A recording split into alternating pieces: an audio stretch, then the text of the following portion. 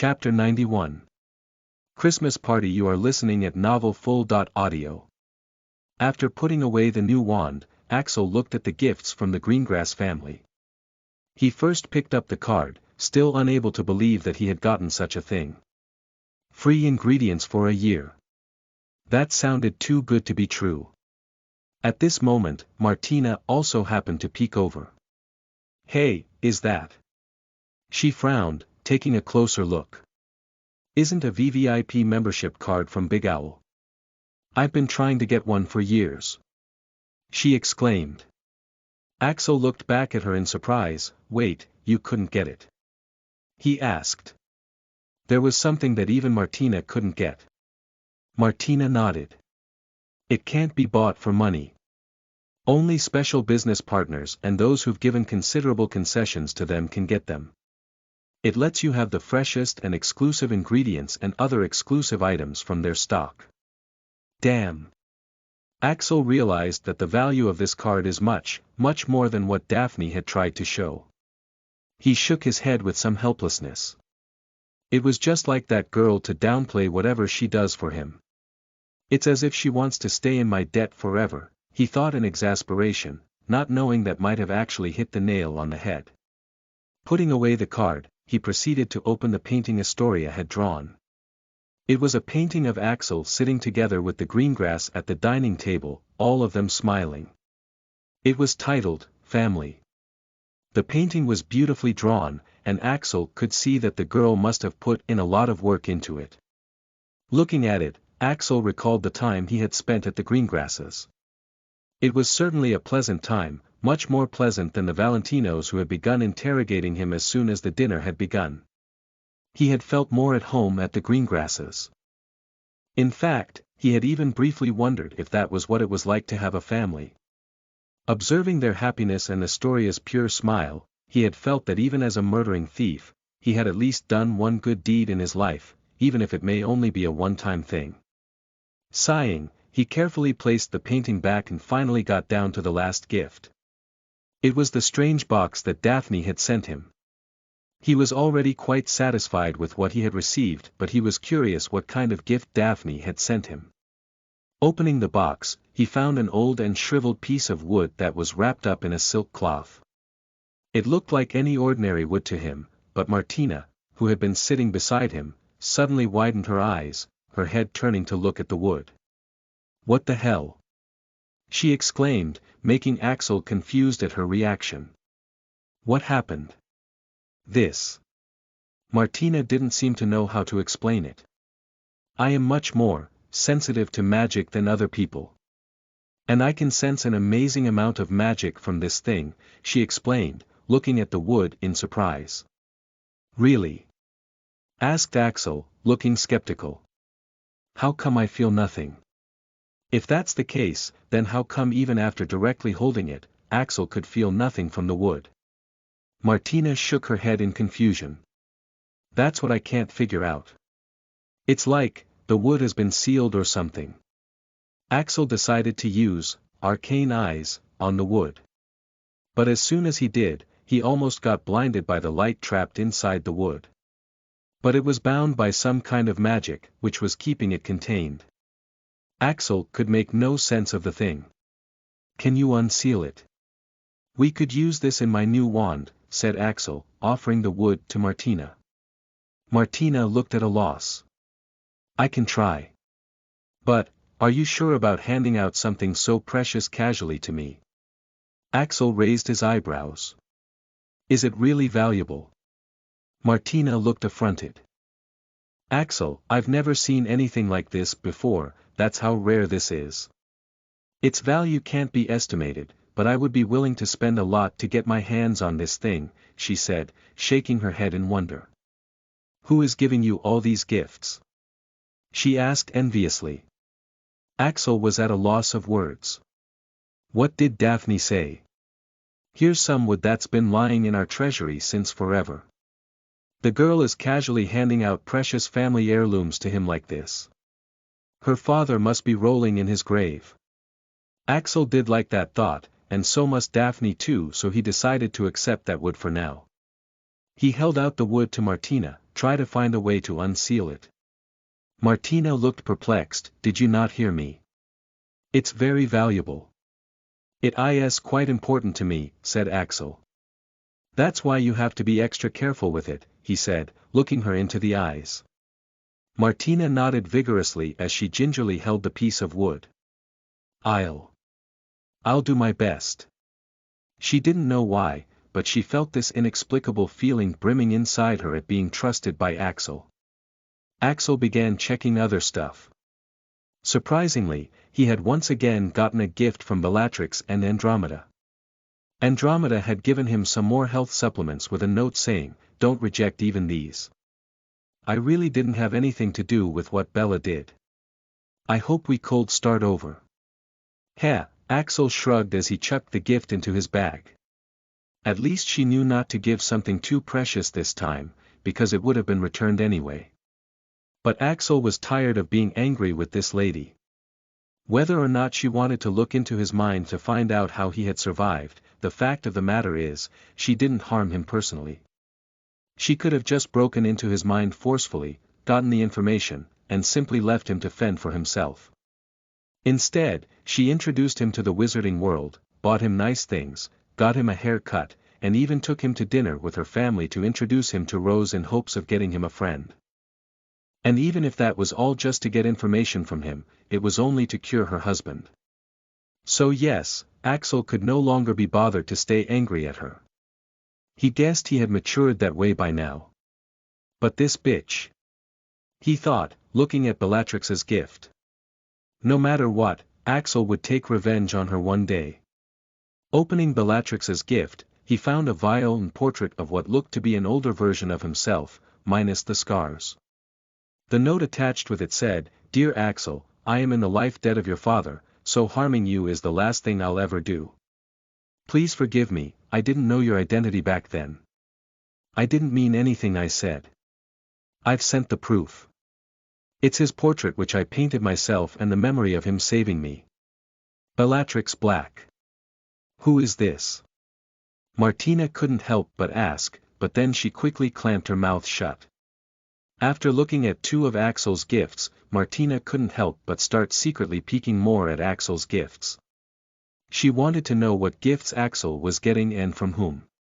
It may be the only way to find out more about him at this point. The previous one, for example, were some very high-quality health supplements, which are good for athletes. It was from someone named Andromeda. She hadn't been able to properly see who it was, and it could be any Andromeda, but she was apologizing in the note. "I wish we could start over." What does that mean? Is it an apology note from an ex-girlfriend? And who is Bella? These were the questions she had in her head as she began working on her own gifts. But the next time she peeked, she happened to see a portrait of someone who looked quite similar to Axel. There were differences, of course, but the resemblance was uncanny.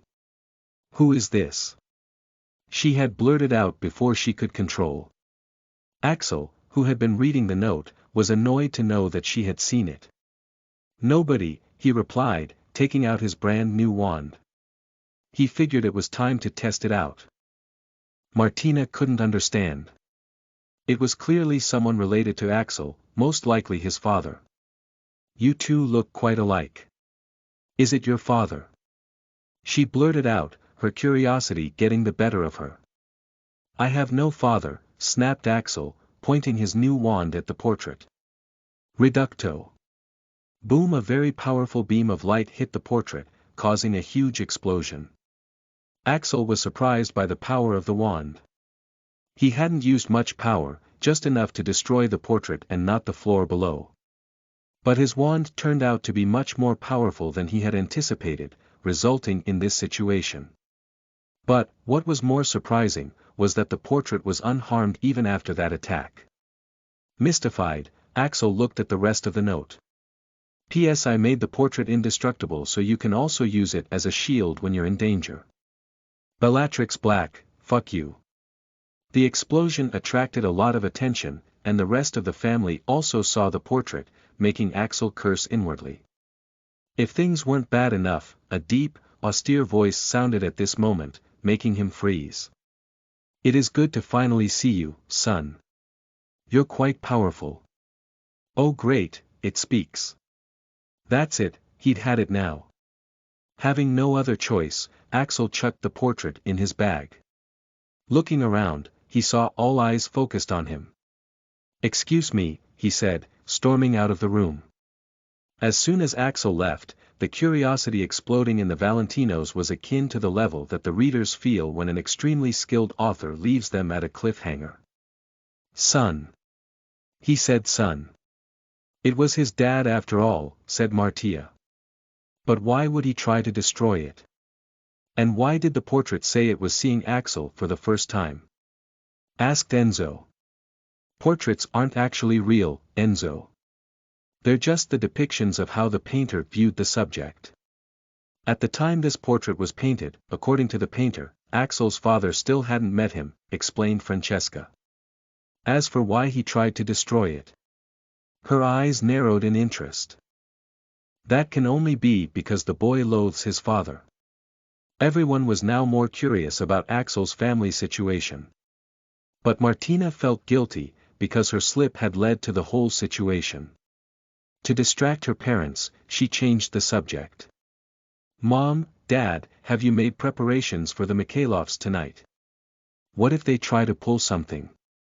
She asked nervously.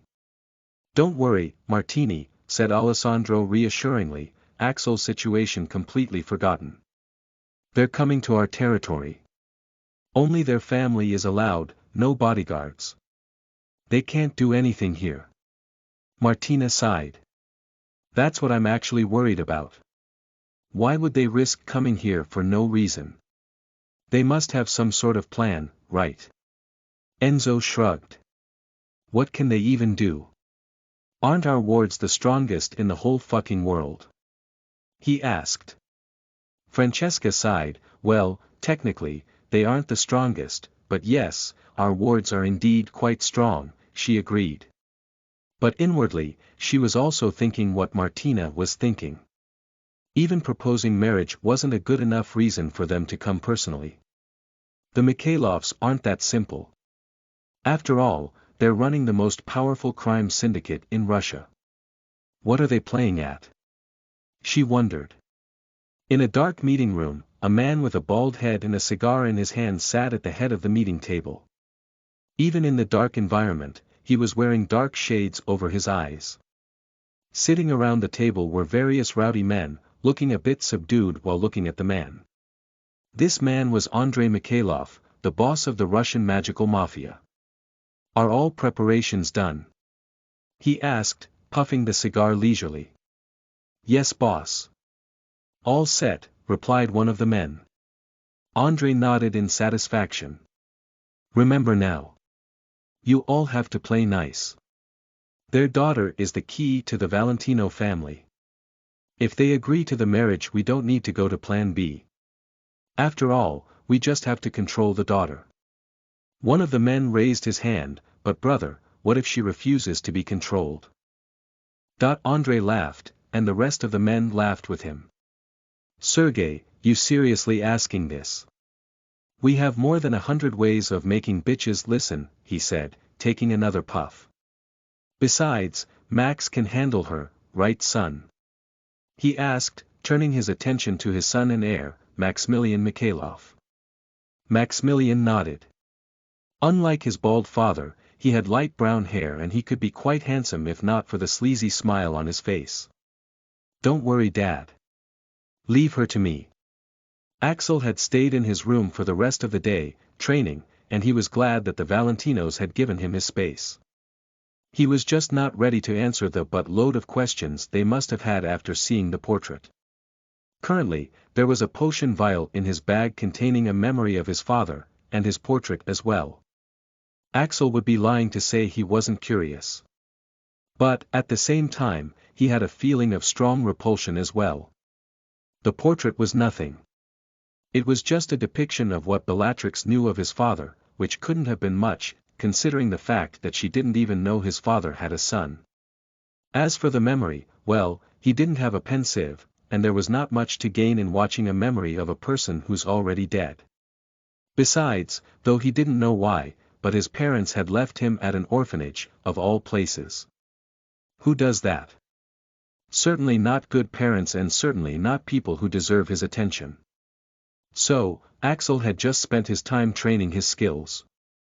Later that evening, Axel was in his room, wearing a black tuxedo that the Valentinos had sent to his room this afternoon, ready to go to the party, as he had promised. Just as he was putting on his velvet loafers, there was a timid knock on his door. "It's open," he called out. He kinda knew who it was just from the knock. Martina opened the door. "I'm really sore," she was saying, but she paused as she actually caught sight of him. Finished putting on his shoes, Axel straightened up, looking at Martina. She was wearing a purple cocktail dress, with the sleeves and shoulders made out of translucent gauze, displaying her fair skin. "You look nice." "What were you saying?" asked Axel. Martina shook her head, as if to clear her thoughts. "I wanted to apologize for what happened this morning. If I hadn't been so nosy, the situation could have been avoided. But don't worry, my parents won't be anything about your situation anymore." Axel shrugged. "Then, it's alright I guess," he said, accepting the apology. Her behavior earlier was a bit irritating but he couldn't really fault her for it. Martina is a girl who can't hide her curiosity.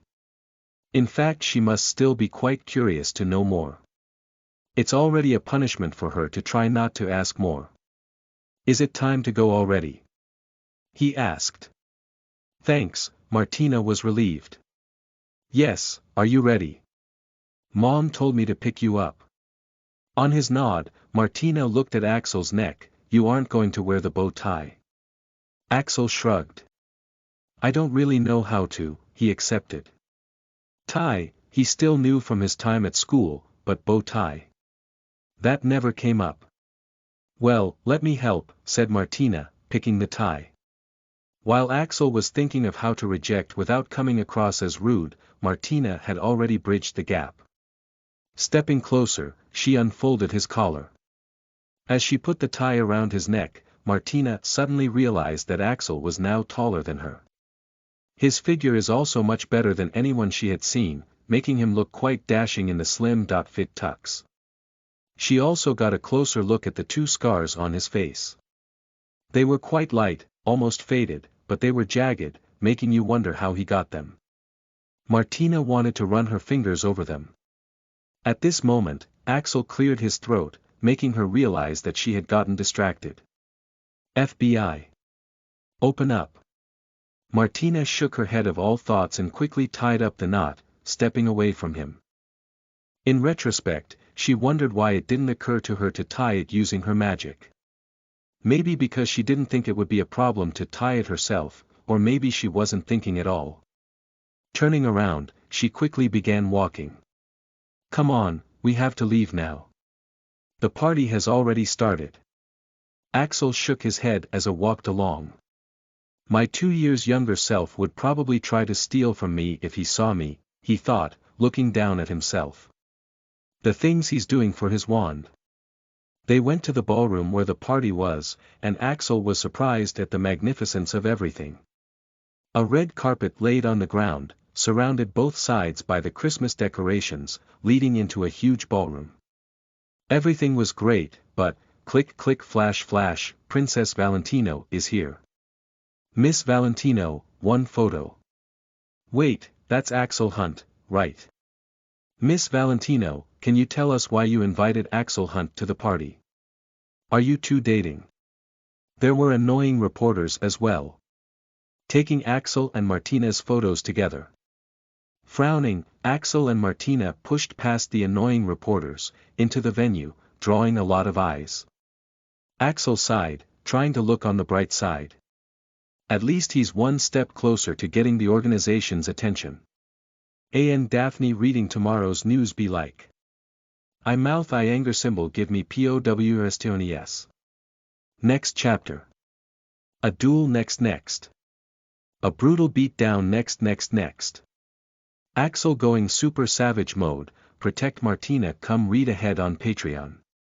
Patreon.com/snollygoster. Please vote backhand index pointing down, backhand index pointing down. Chapter 92. A challenge. You are listening at novelfull.audio. AN. There was an IRL emergency in the real life, so I couldn't update. It's sorted now.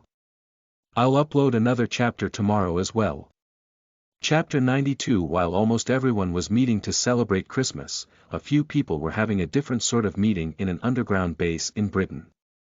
Incidentally, this was the same place Axel had accidentally broken into before the start of the term. In a dark meeting room, 3 people were meeting up, wearing skull masks and dark cloaks. "How are the rituals coming along?" asked the one who was clearly the leader, looking at the short one of the two. His voice magically altered. The shorter one bowed. "I'm facing some difficulties. But I am positive the experiments will succeed." The leader nodded. "Keep at it." He then turned to the other person. "How is your search coming along? Did you find the masked intruder?" The taller person nodded enthusiastically.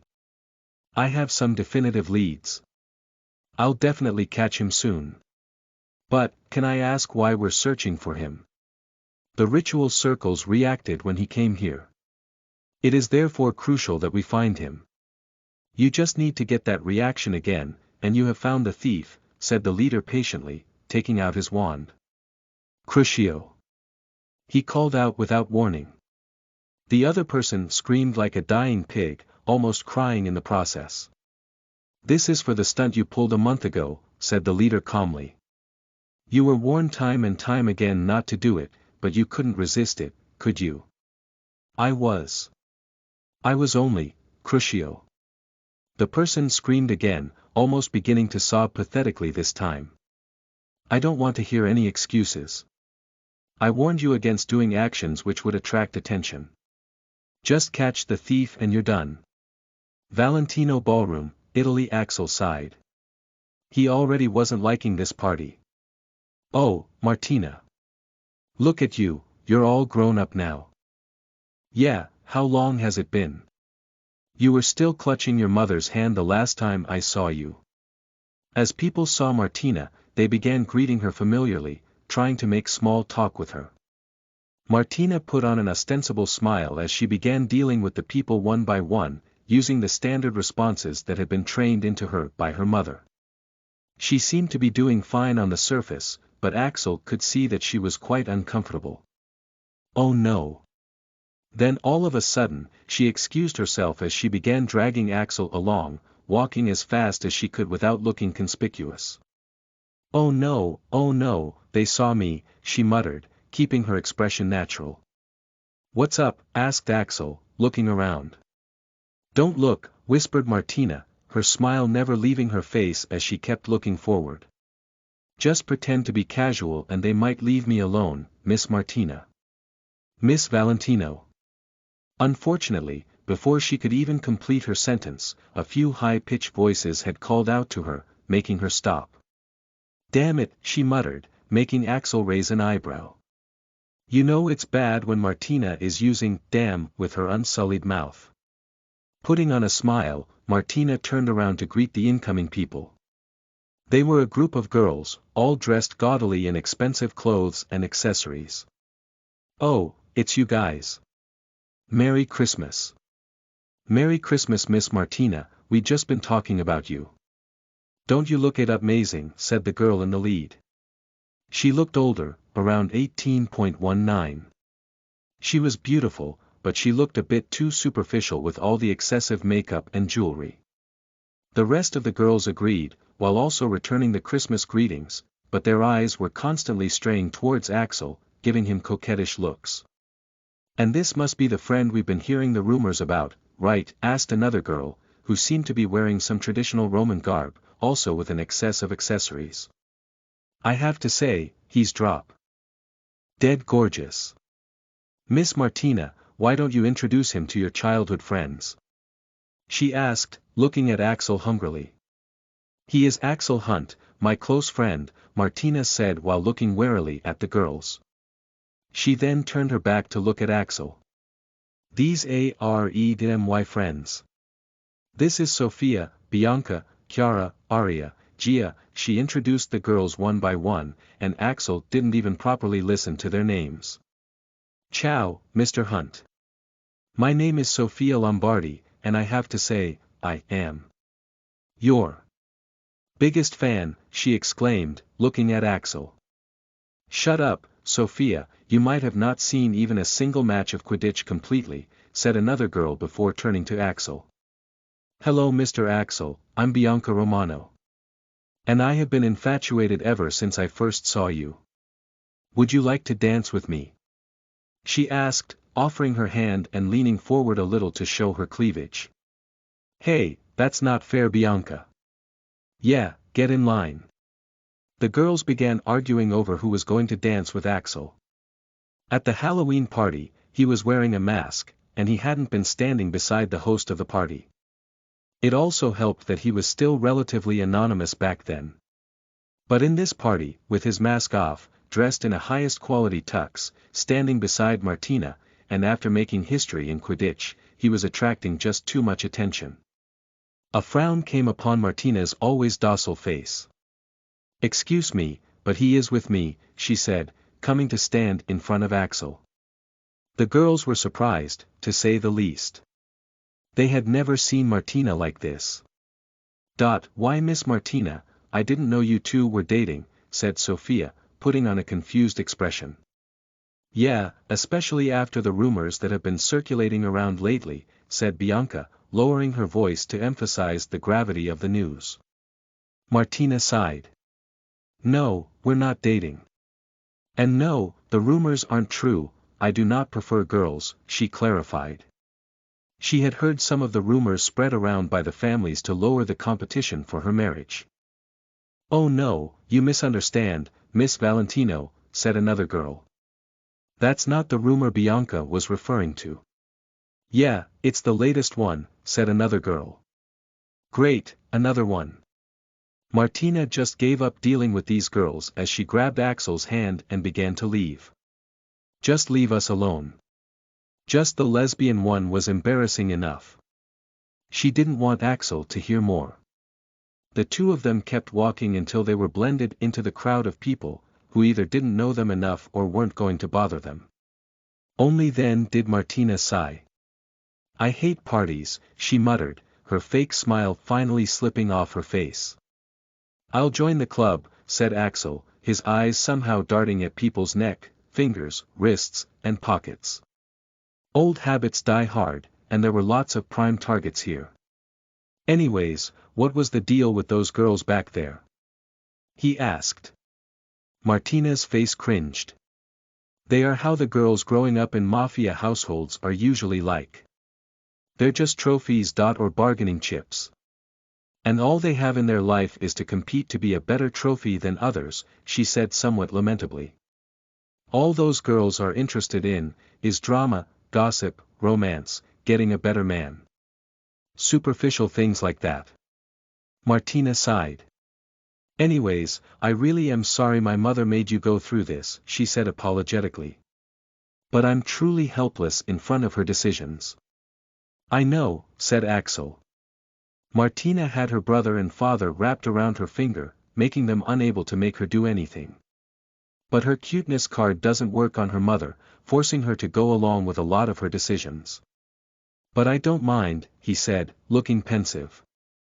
It's a small price to pay, really. In fact, I have to sometimes wonder if they actually have some kind of ulterior motive for doing this, he said with some suspicion. He did not like being here at this party at all. But, it's too low a price for something as huge as fixing his wand. So low that he began to wonder if something was wrong. Martina shook her head, they wouldn't do that. We're friends, right? We've been through so much together. Of course I can have my family do this for you, she said sincerely. Looking at Martina's positive attitude, Axel sighed. He had to accept, Martina was pretty NA.ve. High IQ does not automatically give people high EQs. In fact, some people with high IQs have a much harder time dealing with people and emotions. Another problem. She was too kind for her own good, Martina, he said, stopping to look at her in exasperation. You should stop predicting other people's actions based on your own moral criteria. It will get you into trouble someday, he told her. He knew Martina wouldn't do anything against him, but he couldn't say the same for her family. Martina looked almost physically stung by Axel's statement. What are you talking about? They're my family. Of course I trust them. They've gone above and beyond to fulfill my wishes. Of course they can repair your wand if I ask them to. Axel sighed. See? That's the problem. They would do pretty much anything for your sake.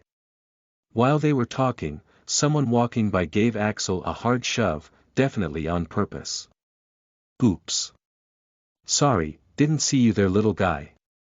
Axel, who had barely budged, looked back at the interrupter with an unimpressed look, his hand blurring for a moment until he resisted. Before he said anything, Martina beat him to it. Maximilian Mikhailov, go away now, she said seriously. Maximilian fixed his gaze back on Martina, eyeballing her. Martina, is this any way to talk to your future husband? What? Martina looked downright disgusted. If you were the one choice I had, I'd still choose dying alone rather than you. The smirk faded off Maximilian's face as his anger began to show. So it's true. You're actually going to reject a marriage proposal with the heir of the Mikhailov family. And for someone like him? He asked, pointing at Axel. What the hell are you talking about? What marriage proposal? Asked Martina, and Axel suddenly had a sinking feeling as he slowly processed what he had just heard. The douche right in front of him, the one whom he was just going to teach a lesson to, turned out to be the heir to the Mikhailov family. And where the hell did a marriage proposal suddenly pop into the conversation? Maximilian looked at Martina ludicrously. What? Are you going to pretend to be ignorant now? Your parents rejected the proposal without telling you, he asked, pointing at the elevated platform where the Valentinos and Mikhailovs were, seemingly in a debate. So it's like this. There was a click in Axel's head as he figured out what was going on here. Suddenly, everything made more sense. Why the Valentinos invited him, why they were extra courteous to him, and why they agreed to fix his wand and also gave him a new powerful one when the privilege is only reserved for the members of the family, and why he was invited to this party with Martina. It all made sense now. Why am I not surprised? He muttered, smiling sardonically. Maximilian turned his attention to Axel. And you? I've had my men look into your background, he said, shoving him back. You absolute nobody, how dare you even dream of being with her, huh? He asked, his voice rising with every word as he shoved him again. The commotion caused was attracting a lot of attention, causing people to gather around, and Martina finally came out of her shock as she came to stand in front of Axel. Hey! Don't get him involved. He has nothing to do with this, she exclaimed as she turned to look at Axel. You were right, Axel, I am so sorry I didn't believe you. I promise I'll make things right again, she said, feeling mortified. She still couldn't believe her family would do this. But as Axel had said, they would do anything for her, which includes doing even this. If they think it's good for her. Mikhailov laughed at Axel. Hiding behind a woman. That's the kind of person you are. I am seriously disappointed in your choice, Martina. He said, trying to shove Axel again through Martina. Axel had to push the girl aside before Mikhailov's hand landed on her. He sighed. You've done enough damage already, Martina. Don't make things worse, he said in extreme exasperation, his voice still calm. And you, he said, finally speaking to Mikhailov for the first time as he looked at him like looking at an ant. As it happens, I'm already having a bad day. Don't test my patience, he said, his calm voice containing a hint of danger. That only made Maximilian more infuriated. Laughing out of anger, he stepped forward to look down at Axel. At 13, Axel couldn't be expected to grow taller than an 18-year-old with tall genes. "You," he said, shoving Axel again. "Just who do you think you are, huh? Shove, you think you're a big shot if you can play Quidditch. Shove, let me tell you, it makes you an absolute nobody. You think a nobody like you deserves someone like her?" he asked, shoving Axel with each of his sentences, until Axel's hands could no longer stay still. Mikhailov took the glove off his hand and threw it at Axel's feet. "Let's duel then. If I win, you walk away from her. You also have to change your school and grovel at my feet." The commotion had attracted so much attention that a ring of people had gathered around them. These were the guests of a mafia overlord. Of course they weren't peaceful herbivores. At the mention of a duel, the crowd became excited as they began clamoring for them to fight. Click snap also, the reporters were having a field day, recording and snapping away photos one after another like no tomorrow. Axel, on the other hand, who had already been beyond annoyed by the repeated shoving and taunts, had his annoyance increased even more just by listening to the terms of the duel. He wasn't even Martina's boyfriend. He had just been set up to be the scapegoat so that all the blame for the rejection of the proposal would be placed on him, leaving no chance of friction between the two overlord families. Francesca, he reckoned, must be the one who thought of this. And now he's stuck with some bullshit dueling proposal which he should have no business dueling. Fight. Fight. Fight. Fight, fight. Fight. The crowd would, of course, not let this chance of watching drama and action stop, so they began making noise. Axel had to admit, this Mikhailov at least had some brains. Since he's in the enemy territory with no fighting force of their own, the guy is playing this game carefully. If they were outside, he'd have Axel blasted off before he even said anything. Instead, he's initiating a duel, with the terms achieving his purposes. He hasn't even drawn his wand at Axel yet, since Martina is standing right beside him, and if he pulls his wand on Axel, he'll also be pulling it on Martina, which is a justified reason for at least a dozen stunners along with a few bone breakers by the men guarding her. Only when Axel accepts the duel would the guy be able to take out his wand and attack him like he's been itching to. So overall, he's played his cards smartly, almost being successful at being legitimately drawing his wand on Axel. But that's what makes the situation so funny. Axel grinned, deciding to just go along with it. What choice does he have at this point? Back out of it? In such a situation? Nah, he's not capable of it. Besides, backing out won't prevent these people from coming after him since according to them, he's already Martina's boyfriend.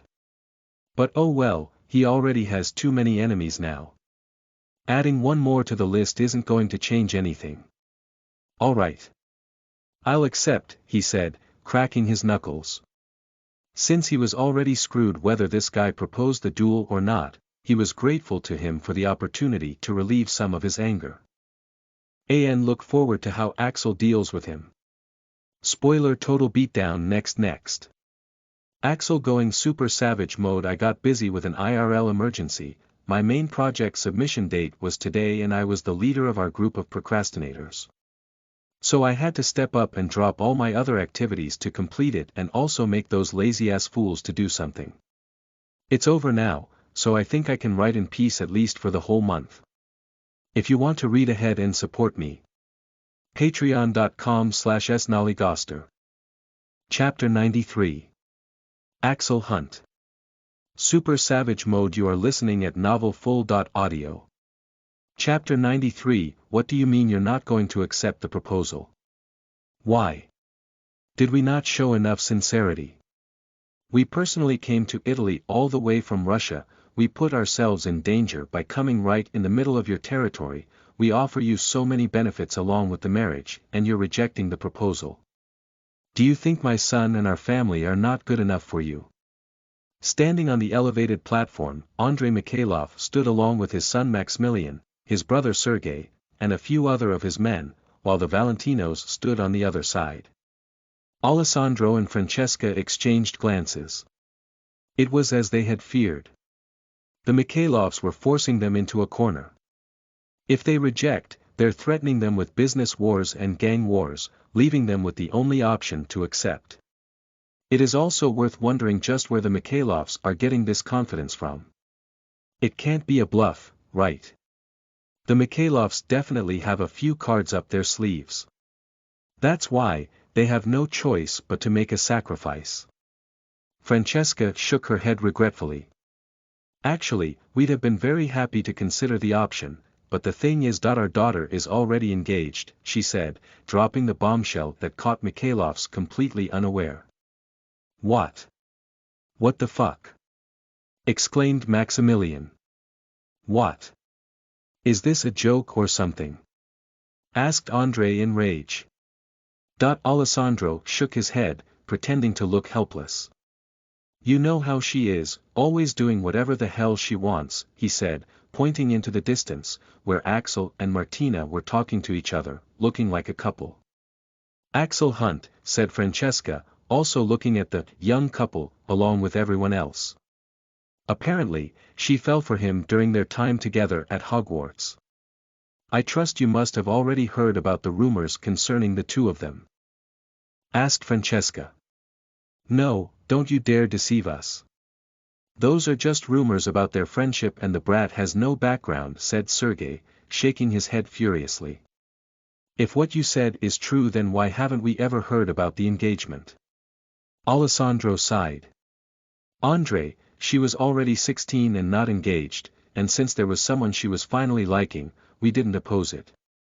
We've just kept it under wraps for now while Hunt proves himself to be worthy for Martina, he said with some pain, some of which was actually real. Looking at her walking together with Axel made him realize just how much his little girl has grown up. She really does like him, Enzo pitched in. We can't do anything now. Andrei took a long look at the family of liars and shook his head in anger. Fine. You want to play like this? Then that's how we'll play. He said, bringing Maximilian off, along with the rest of their men. Listen Max, here's what you'll do. Valentinos didn't know what the father and son were talking about, but the two of them had vicious grins on their faces by the time they were done. What are they planning? Endo asked his parents. Alessandro shrugged. Beats me. But I've my man to remain at guard. As soon as they touch their wands, they're going down. Pretty soon, Maximilian went off as he began confronting Axel and Martina. Are we doing the right thing? Getting the kid involved in all this, murmured Maria, Enzo's fiancée, as she looked at the scene, making the Valentinos feel guilty. Francesca sighed. No option is right at this point. We're choosing one of the lesser evils. The alternative options would have resulted in loss of multiple lives and assets, she said, looking at Axel in pity. He's a good boy, and a great match for Martina. We've decided to accept him as her fiancé. He'll be under our protection from now on, she said with a complicated expression. Accepting the proposal was never an option. For some reason, Martina has an immense hatred for the Mikhailovs. So, Francesca would never let her daughter marry into that family. The other option left would be war. So yes, making Axel take the fall is the only choice. Alessandro nodded. Overall, I'd say he's one lucky bastard. From now on, he'll have the full backing of the Valentino family and the chance to marry Martina, he said, emphasizing his daughter's name. How great is that? Facing a little friction from the Mikhailovs is nothing in comparison.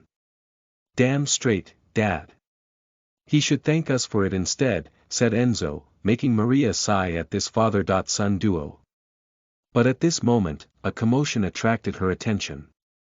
Guys, what's happening there? Asked Maria, pointing into the distance.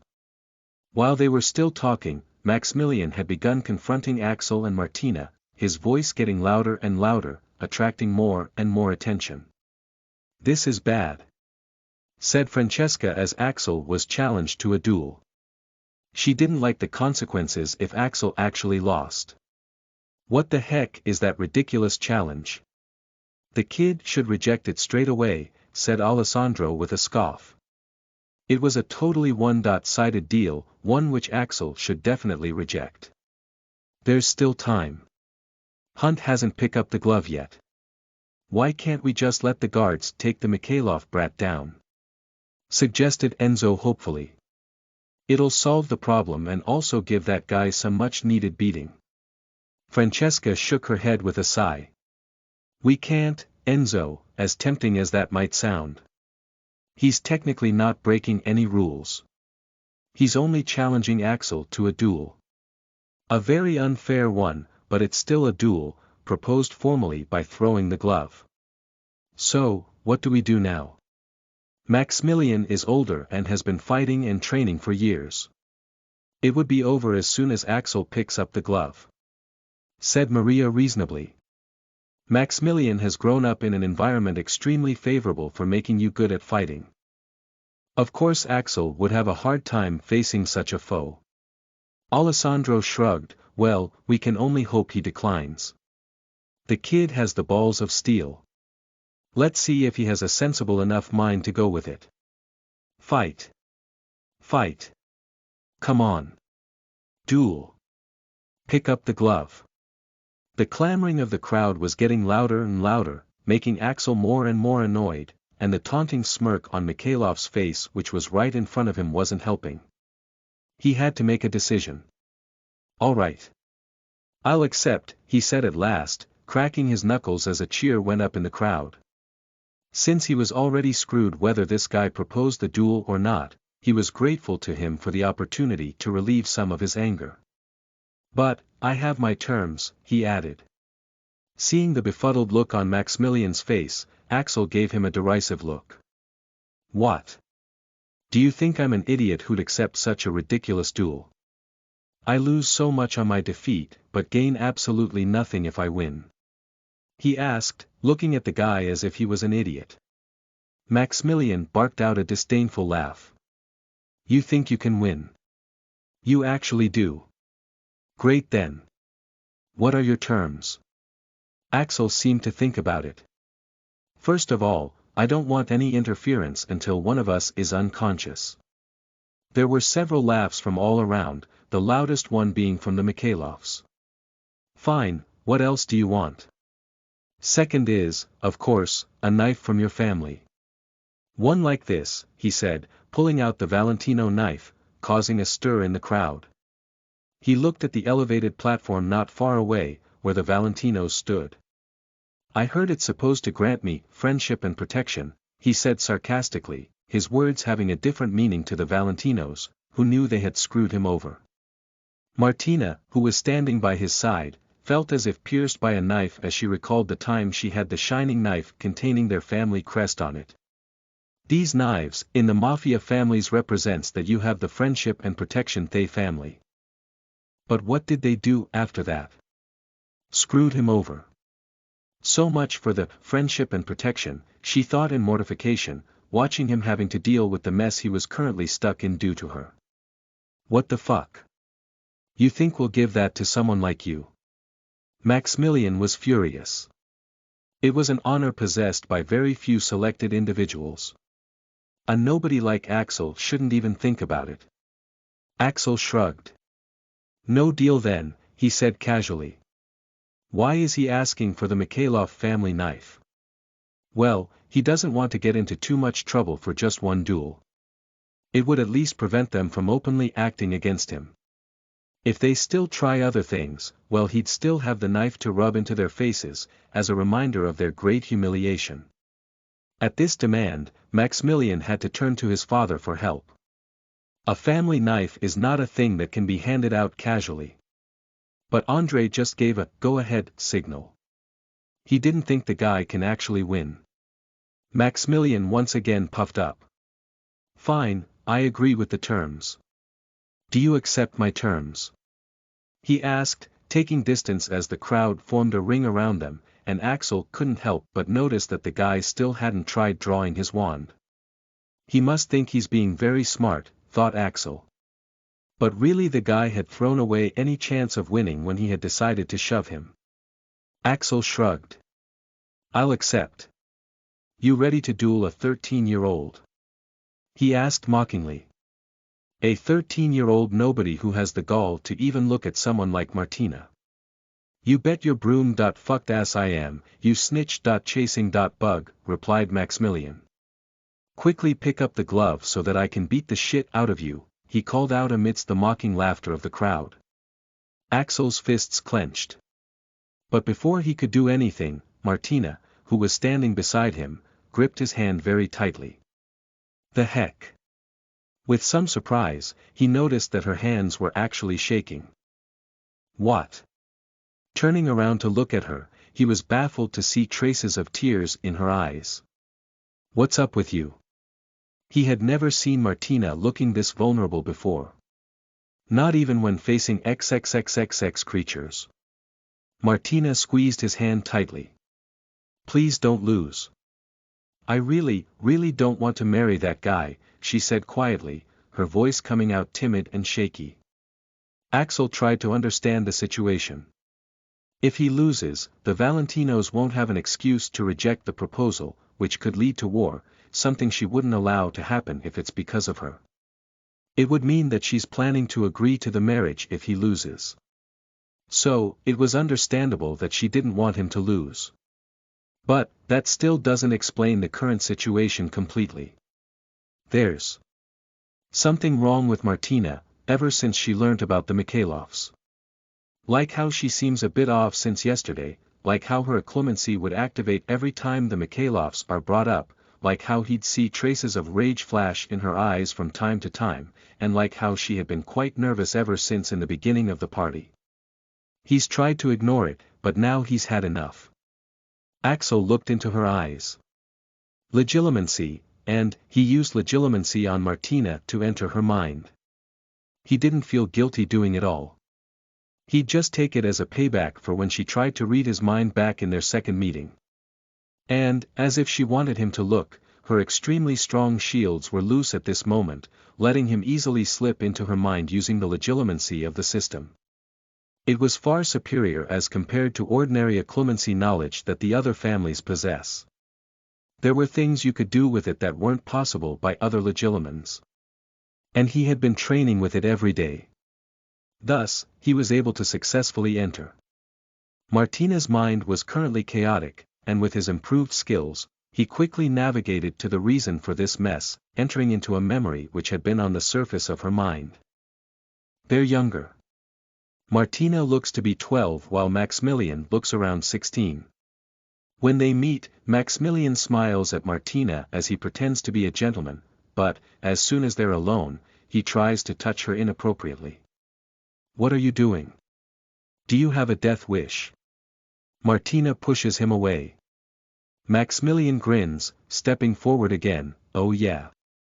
And then start a war between our families. He laughs. You're going to be mine someday, Martina. Why do you resist?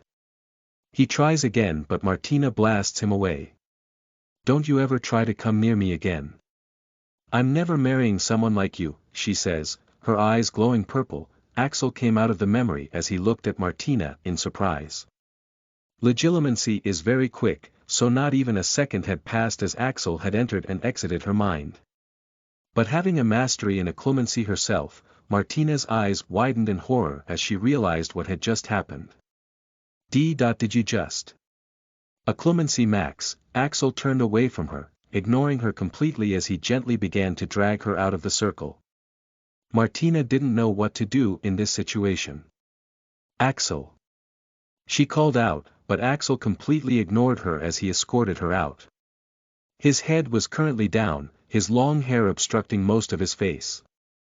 But, she could see that his jaw was clenched, and the veins on his neck were bulging out. Don't let anyone interfere. That's all he said to her, his voice coming out suppressed. When he turned around, his face was back to normal. But, his complexion was slightly blue and he seemed to give off almost an inhuman vibe. Let's begin, he said, looking at Maximilian emotionlessly. Though the veins around his eyes and forehead had turned blue, making them visible. Returning back to the glove, the tip of his Oxford shoes flicked up, smoothly flipping the glove into his hand. Cheers! A cheer went up the crowd as Axel picked the glove, starting the duel. Everyone was afraid Axel would back out, but now that he's picked it up, they're guaranteed some more fun. Fucking finally, said Maximilian, his hand flicking out, to finally draw the wand from his holster without getting shot down for it. But when he flicked his hand, his wand didn't come to his hand, making him frown. He was only glad that he was up against just an amateur who still hasn't made a move, or he might have actually lost by making such a blunder. Dad's going to kill me, he thought in embarrassment, feeling more anger towards the brat as he flicked his wand again. But to his surprise, his wand still didn't come to his hand, making him pull his sleeve up to investigate. The fuck? He thought in panic as he didn't find his wand anywhere. Thankfully, Axel was still standing opposite to him like an idiot, doing nothing. Looking for something? Asked Axel blandly, flicking his own hand. But what came into his hand was not his own wand. It was a tacky wand with a grip made out of gold and gems. It also happened to have the Mikhailov family crest on it. How did he get it? Well, his hands might have slipped when he was repeatedly and rudely being shoved by the guy. How dare you even touch my wand? I'm going to kill you tonight, he said, putting his hand in his pocket to draw out his other wand. But alas, he was once again met with disappointment as Axel flicked his other hand. Don't bother, he said, twirling the other wand in his hand. There was no joy and no triumph on his face. He was just looking at Mikhailov with his face completely devoid of emotions. You don't have more, I suppose? He asked Mikhailov, who was currently beginning to find Axel's expression a bit unnerving. Storage devices weren't allowed here, since you could bring just about anything in those, so Mikhailov really had nothing. Give my wands back now, you filthy piece of shit. You can't afford it even if your mother sold herself. Snap snap, you are making it very difficult, said Axel in a suppressed voice, as a small part of the emotions he had been holding back slipped out, making his hands snap off both the wand. Even his amber eyes were beginning to have a shade of blue in them now. If not for his superior occlumency, he might have ended up killing the guy now. But sadly, Maximilian didn't have the same control as Axel. Seeing his wands broken, he completely lost it as he rushed at Axel. How dare you?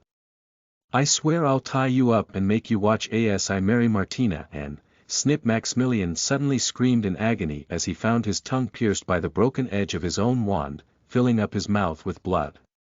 Before he knew it, he was lying on the ground with Axel sitting on top of him, his knees pinning down both of Mikhailov's hands as he looked down at him emotionlessly. Bam! He landed his first punch, completely shaking off Maximilian to his eye sockets. Bam! Then second. Bam! Bam! Third, fourth. Bam! Bam! Bam! Bam! Bam! Bam! Axel began raining down punches on the guy, all the while, he kept healing the guy, secretly using heal to not let him pass out. Zappa's spell came his way at a very high speed, but he was protected by a shield that was definitely cast by Martina, saving Axel the effort of dodging. Bam! Bam! Bam! Axel did not stop at all, methodically punching the ever-loving hell out of Maximilian. All this while, his expression didn't change, and neither did his hands stop despite Maximilian's miserable sobs and the noise from around the crowd. He was like a machine, with the sole function of punching, as his emotionless eyes looked straight into Maximilian's. You, stay away from her, he said in between his punches, his rage not going away. He knew that Martina didn't need him to protect her, and he certainly knew she could protect herself. But, there were very few people he could actually trust, all of whom he had gained after years of loneliness. Even more difficult was actually trusting them, making himself vulnerable to their betrayal.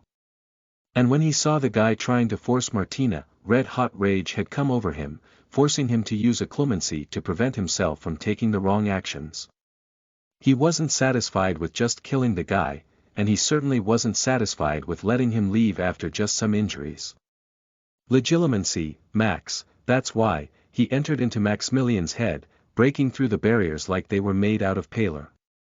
Once deep inside, he finally began to make the real use of legilimency. Thought implantation, he had dared to try forcing Martina. Fine. Axel will make it so that he will never be able to force any girl ever again. The funny thing. No one would know it was his doing. AN Power Stones. Next. Martina in danger next. Massacre. Come read ahead and support me on Patreon. Patreon.com/snollygoster. Please vote every day. Chapter 94. Martina in danger. You are listening at novelfull.audio. Chapter 94. Bam bam bam bam bam bam. In the elegant and posh ballroom of the Valentinos, a gruesome event was currently taking place amidst the aggressive shouting and yelling of the crowd. Everyone was congregated around a circle, in which punch after punch landed on Maximilian's face while Axel sat atop him, pinning him down.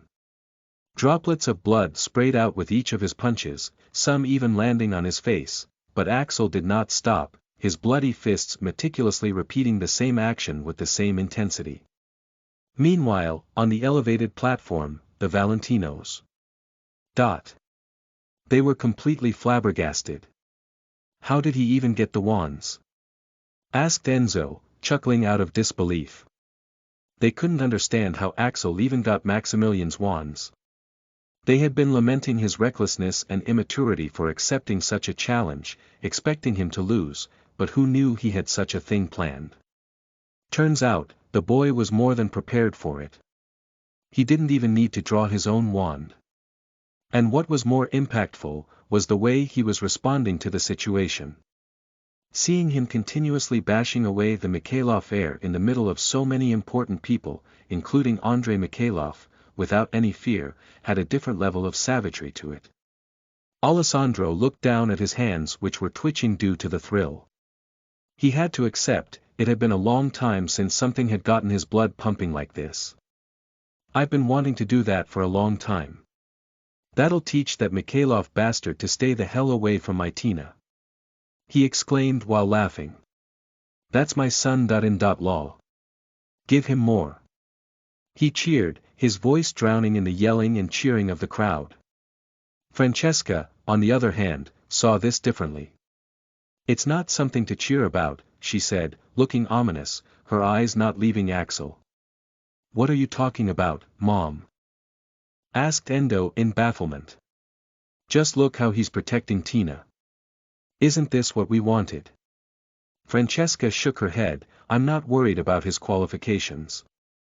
The boy has enough magical capabilities to overpower his wand to the point of serious damage, a feat which might be impossible even for Martina to accomplish.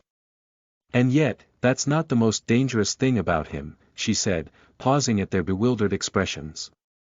Look at him now, she said, glancing over at Axel still punching a somehow conscious Maximilian. He's beating the heir of Mikhailov family right in front of everyone, and he's going to get away with it. And how much of his extraordinary magical capabilities did he have to show in order to make it happen? None. No matter how much he was provoked, he waited until the start of the duel to attack. His terms were no interference, and a Mikhailov knife. So, the Mikhailovs, the most dangerous Russian mafia family, can't do anything while their heir is getting egregiously beaten right in front of them. Not only that, to rub salt on the wound, they also have to grant their family's protection to the boy. He's not only managed to exact his revenge tenfold for all the insults, he's also managed to keep his abilities hidden, and ensured his own safety. How many 13-year-olds can do that? Maria had a look of awe on her face. I didn't think of it that way.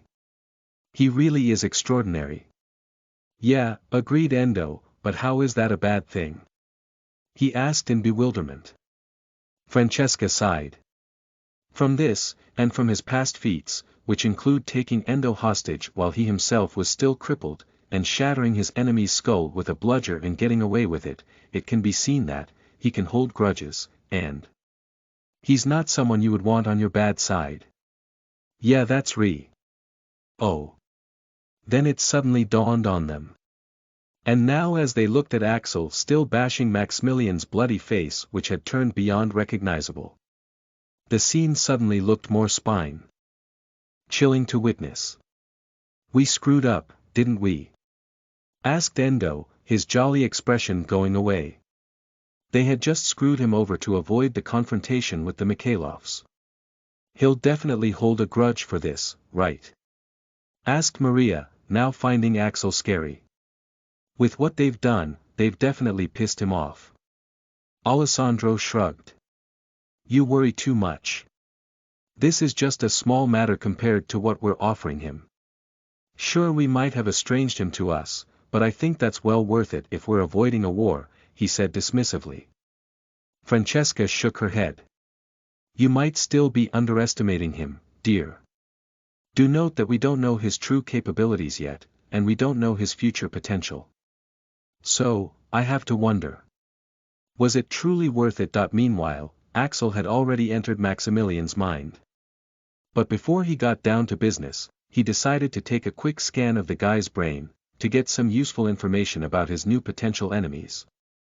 And he had to admit, it was a bad decision. A lot of information rushed into his head at once, and the content of the information. Fuck. Axel almost broke the connection. This guy was messed up. Truly messed up. His thoughts and the things he had done, he deserved to be tortured to insanity. For one, he liked forcing himself on women. He would rape them in a variety of ways, each more messed up than the other, and most of them ending in the death of the woman, and sometimes it doesn't end even after their death. And then there were other scenes as well. Things that can't be mentioned. Ugh. Good thing I haven't had dinner yet, thought Axel in absolute disgust. And to think this guy wanted to marry Martina. Axel had just wanted to get some useful information before he started, but he decided to seal away the information and get right to the business in order to quickly get out of this degenerate's mind. Thought implantation. Going deep inside Maximilian's head, Axel found the part that controlled Maximilian's sexual and violent urges, and started changing his current thoughts and implanting new ones. This was true legilimency. To have the ability to alter the other person's mind. But, since he was still not proficient in doing this, it was only temporary, and he couldn't change the victim's nature. Meaning if they are evil, they will stay evil. He can only make them direct the evil towards other things. Let's see, instead of women, let's direct his urges towards evil men, and instead of children, let's make it animals like acromantulas and grindylows. Also, some of the urges should be directed towards family members as well. Axel exited the guy's mind with bile rising in his throat, his ears suddenly once again ringing with the crowd's noise. He stopped channeling, heal, and gave Maximilian one final punch, shattering the guy's jaw and knocking him out. Cheers. Deafening cheers went up in the crowd, and Axel slowly got up and flicked his hair back with his bloody hand, revealing his face spattered with small droplets of blood, a testament to how brutal his punches truly were. He glanced at Andrei, the godfather of the Russian mafia, and twirled the Valentino knife in his hand, gesturing to quickly fulfill the wager and give him a Mikhailov knife. The knife. Give it to him. Yeah. Knife. Knife. Knife. Knife. Boss, are we really going to? Asked one of Andrei's men as the crowd began clamoring. Andrei cursed. You think we have a choice? It's not our territory. Give him the knife already. With the cheers of the crowd, a shining knife was presented to Axel, who now had a knife in each hand, one from the Valentino family and one from the Mikhailov family. Pocketing both the knives, he stormed out of the banquet hall, Martina rushing right after him. Let's get out of here. Start Plan B, said Andrei after he created a noise cancellation ward around him and his men. Unable to take the humiliation, he had decided to implement their alternate plan. Plan B, boss.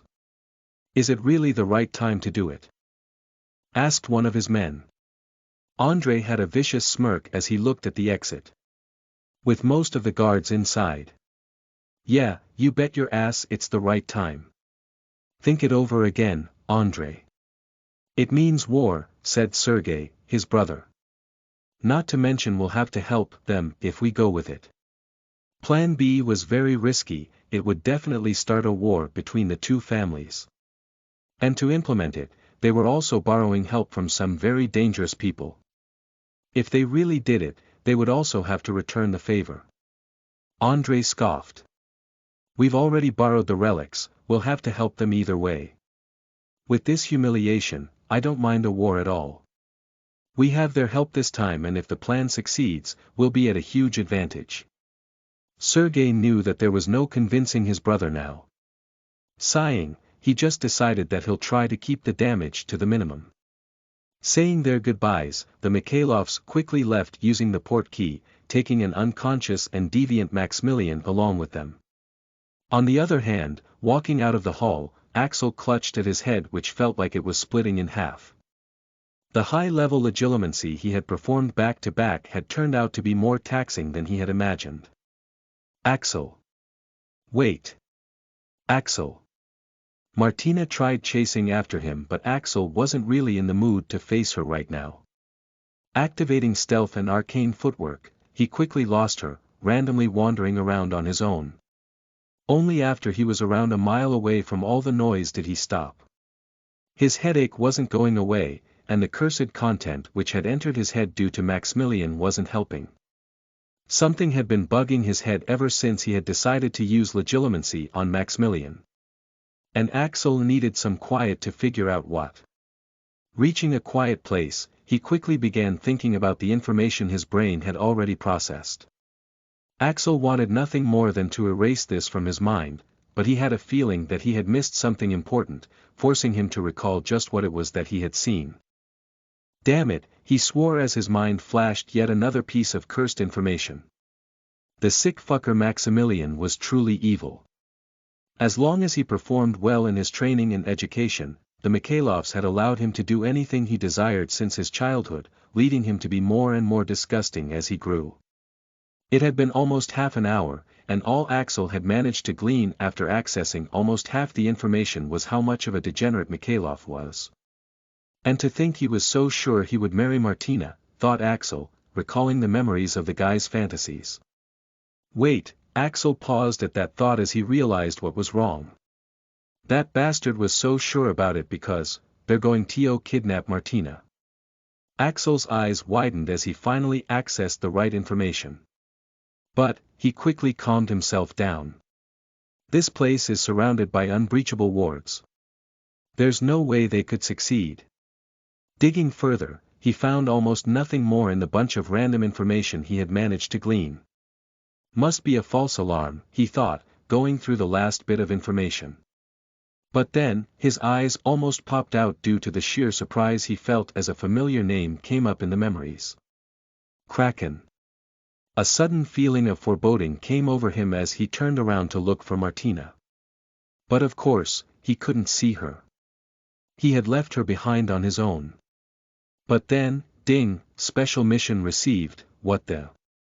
As if to make his fears come true, the system handed out a new quest. Protect Martina. Martina Valentino, your valuable ally, might be kidnapped by her enemies. Stop the kidnappers before they succeed. Axel disappeared from his location. Arcane eyes.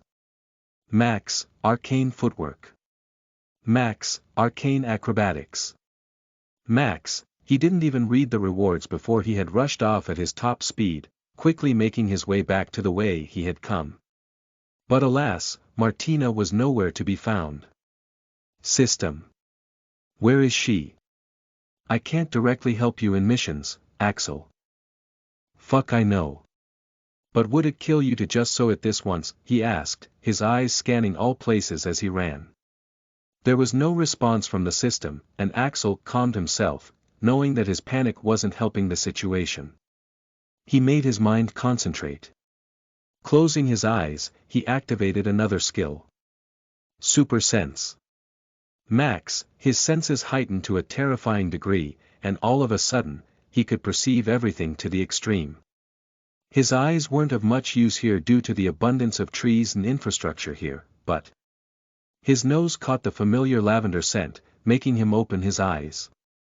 But along with the pleasant scent, there was also the coppery scent of blood.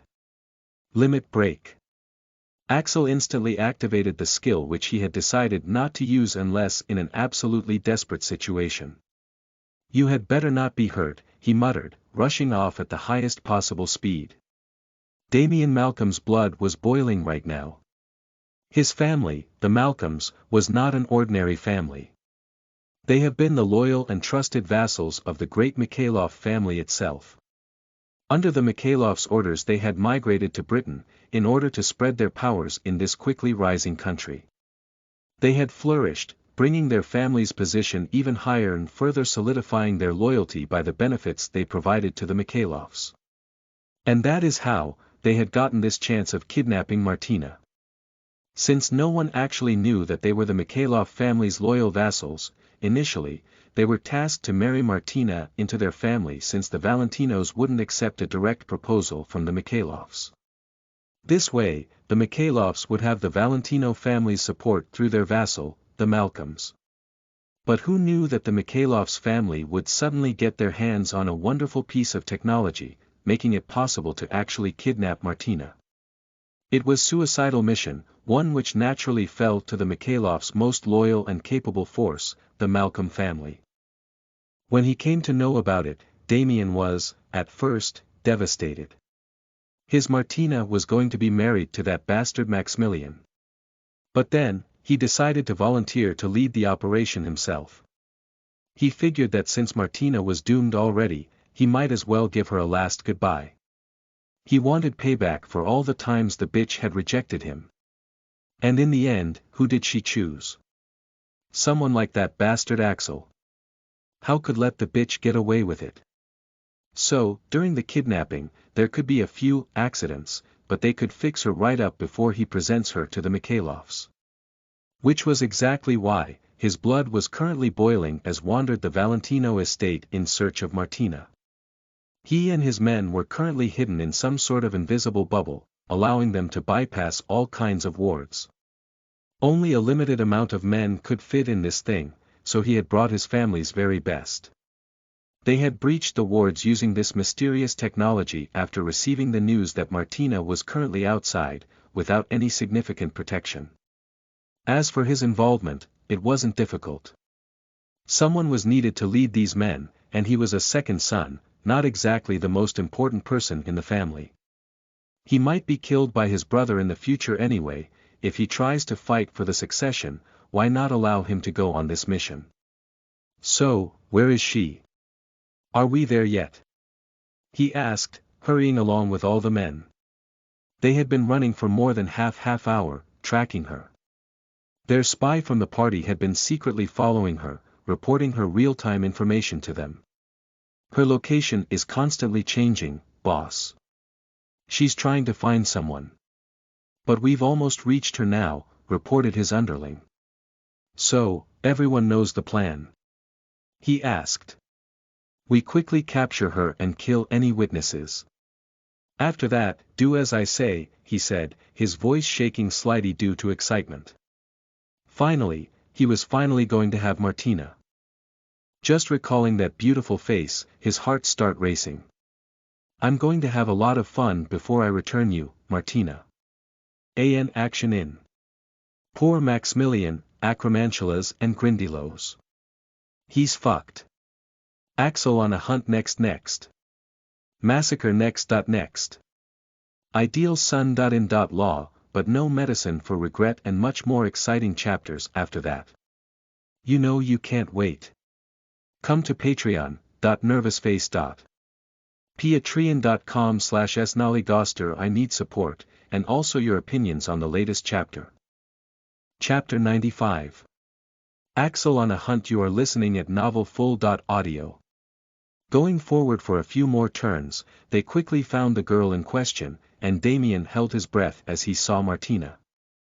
In the woods of the Valentino estate, the girl wandered around aimlessly, seemingly in search of someone.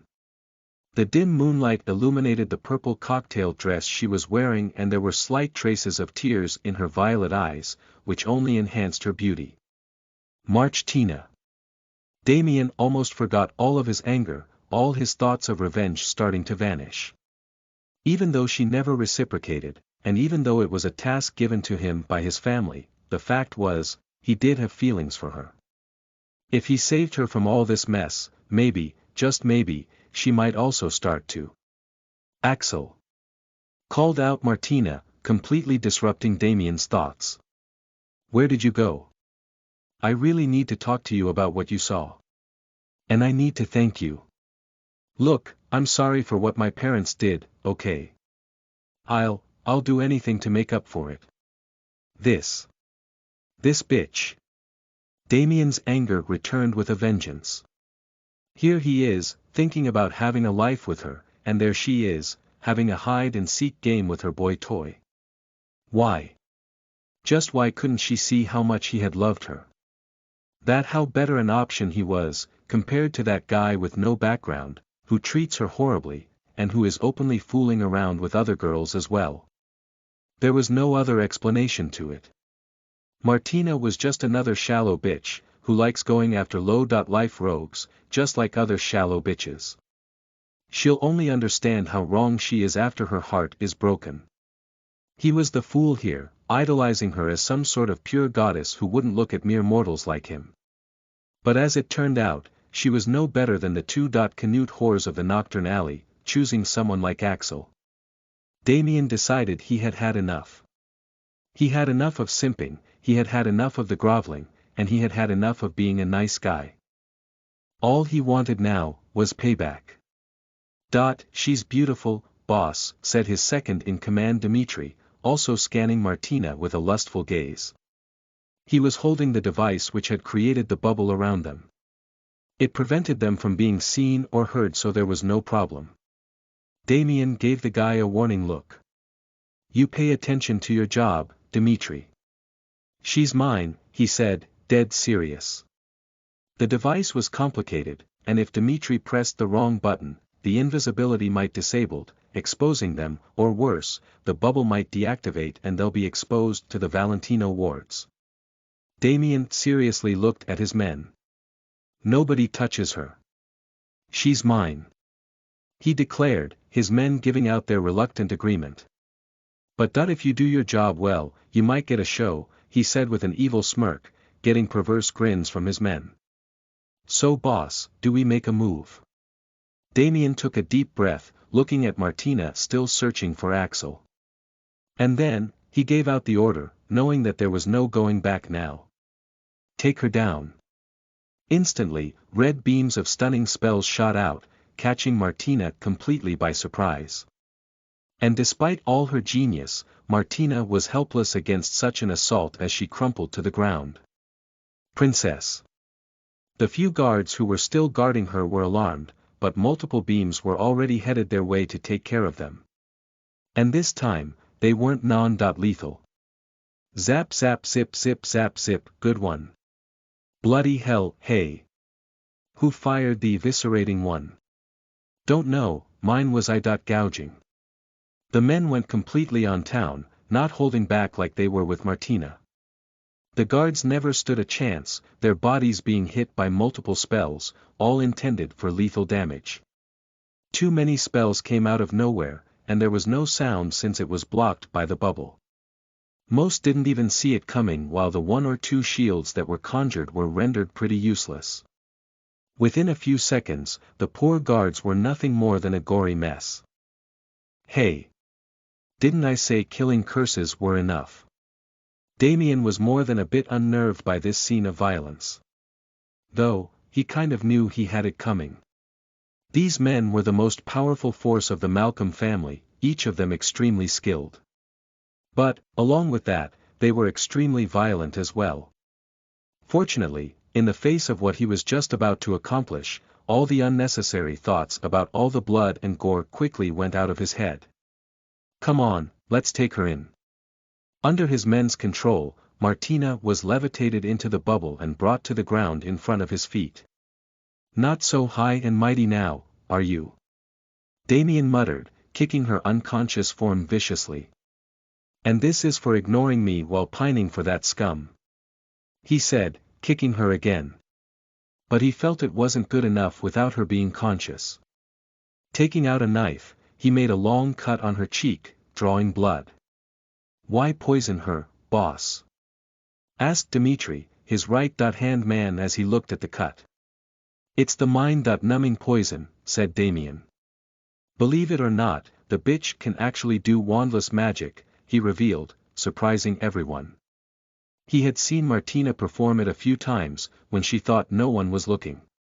With this poison, her mind would be too dizzy to concentrate and she would be too disoriented to resist. It's similar to what happens when people get drunk, only this is a lot stronger. Taking out his wand, he cast the renovation charm, bringing her back to consciousness. Feeling extremely dizzy, Martina slowly opened her eyes, her belly throbbing with pain. Axel. Cough cough. Due to the kicks, she coughed up blood as soon as she woke up. Damien slapped her, hard, making her wide awake. That git isn't here, he said, an exhilarating thrill running through his body at slapping her. Martina frowned, squinting her eyes as she blinked away the tears that came due the pain. Always living in a protected environment, she had never been hurt like this. You, cough. What, cough, are you doing, here? She asked, a distasteful expression settling on her tearful face. Malcolm nodded with a sinister smile, yes. Me. I warned you, Martina, did I not? Right before the holidays. You should have listened. You should have left that son of bitch for me. Now you'll regret it. Martina was still disoriented, her hand coming to rub her stinging cheek where a red bruise was quickly forming. How the hell, are you here? She asked slowly, her voice coming powerless as she struggled to draw her wand. No magic now. He said, her hands getting tied up at his gesture to his men. Damien took out her wand from her wand holster and threw it away. And don't ask questions. The only thing you need to know, is you're going to have a wild night tonight. Merry Christmas, Martina Valentino, he said lewdly as he grasped her delicate neck, making her choke. Boom! Martina looked in horror as Malcolm leaned forward. Everything around her was revolving and it was too difficult for her to think coherently, let alone concentrate enough to do wandless magic. She didn't know what was happening, and how exactly she had ended up in this situation, but she was in pain and she knew she was in danger, powerless to do anything. Boom! Martina tried using a clemency, but she just couldn't, her mind wasn't working properly. But it did bring her some clarity. Just enough to form one thought, wistful thought. Boom! In her each and every moment of extreme danger or helplessness, someone had been there with her. First with Dementors, then the Lethofold, the Basilisk, and then the Demogorgon. Someone had been there. With his help, she had been able to fight out of any situation, no matter how difficult. That's why, remembering him at dangerous moments had already become imprinted in her subconscious. Despite the very small rational part in her mind telling her that it was useless, there was only one wishful thought that still dominated her mind. I wish Axel was here. Boom! Just as he was about to touch Martina, Damien stopped, his eyes narrowing. What's that sound? He asked. Boom! In the next moment, he disappeared from his position, followed by a powerful gust of wind, as another person appeared in his place. Malcolm was blasted off, bumping straight into several of his men, taking them down with him as everyone scattered. Some of the men were even thrown out of the circle, which instantly exposed them to the powerful wards, knocking them out. Dmitri was also bumped, the device falling off his hand, and suddenly, the invisibility provided by the bubble was gone, creating even more panic as they were now exposed to the outsider's eyes. Martina blinked her eyes in confusion, a joyful expression coming to her face as she looked at the person who had suddenly appeared in front of her. Ax.L. And indeed, the person who had suddenly appeared, was none other than Axel. But right now, he looked extremely scary. Waves of magic radiated from him, causing a ripple in the surroundings. His skin had turned a shade of blue, and so had his eyes, as he examined Martina's condition. She had a long bleeding cut from one cheek and a bruise on the other, her hands and legs were tied in ropes, and she was crying. Overall, she was in an extremely sorry state. "It's my fault," he said in barely anger, picking her up, and disappearing before anyone could react. Boom, new skill unlocked. Launching boom, gathering magic in your hands or legs, and releasing it to generate an incredible opposite force. Instantly, he had moved several meters away from his original position, landing softly on the ground. Walking up to a tree, he put her down, letting her lean against the trunk. "It's, really, you?" she asked, her weak hands trying very hard to stay around his neck. Axel looked into her eyes. Her pupils were dilated and her eyes were red. "You've been drugged," he discerned, realizing the reason for her odd behavior. "Where does it hurt?" Martina pouted, tears pooling in her eyes, every dot where. She complained, hugging him. Now that Axel was here, her mind had already stopped resisting the poison. "Heal. Max, poison arts." Axel started patching her up, slowly bringing her back to soberness, and also healing her injuries the best he could. But while he did so, Martina did not stay still. A drugged Martina was not an easy patient. "What happened to you? You're all blue." She giggled, poking his nose. "Don't move." Martina clung to him. "All right, my little hero." "Ouch. That hurts." "Be gentle." As Axel healed her, visuals of how those injuries must have been inflicted flashed in his mind, increasing his anger further, and soon, he was done. "Oh." As she came to her senses, Martina stopped clinging to him as she realized what she had been doing. "Oh fuck," she used the F-word for the first time in front of him, displaying just how discombobulated she was with the whole situation. Wrapping her hands around herself, she curled into a fetal position, her eyes tearing up again. "That bastard." Now that she was all right, Axel gave a light pat to her shoulder as he got up. "You stay here. I'll be back." Martina looked up at him in alarm. "Where are you going?" she asked, but Axel had already disappeared. His only parting words were, "Don't get hit by stray spells." Martina's eyes widened as she realized what he was about to do, but it was already too late, as Axel appeared in front of the men, who were still trying to find her. She couldn't help but notice that he had made a detour to reach them, so that she does not remain in the line of the fire of their spells. "What are you doing?" she muttered, feeling scared for his life. There were too many enemies. "Cough cough, where the fuck cough did she go?" demanded Damien, whose ribs had been shattered and was currently getting healed by his men to their best of their abilities. "Find her.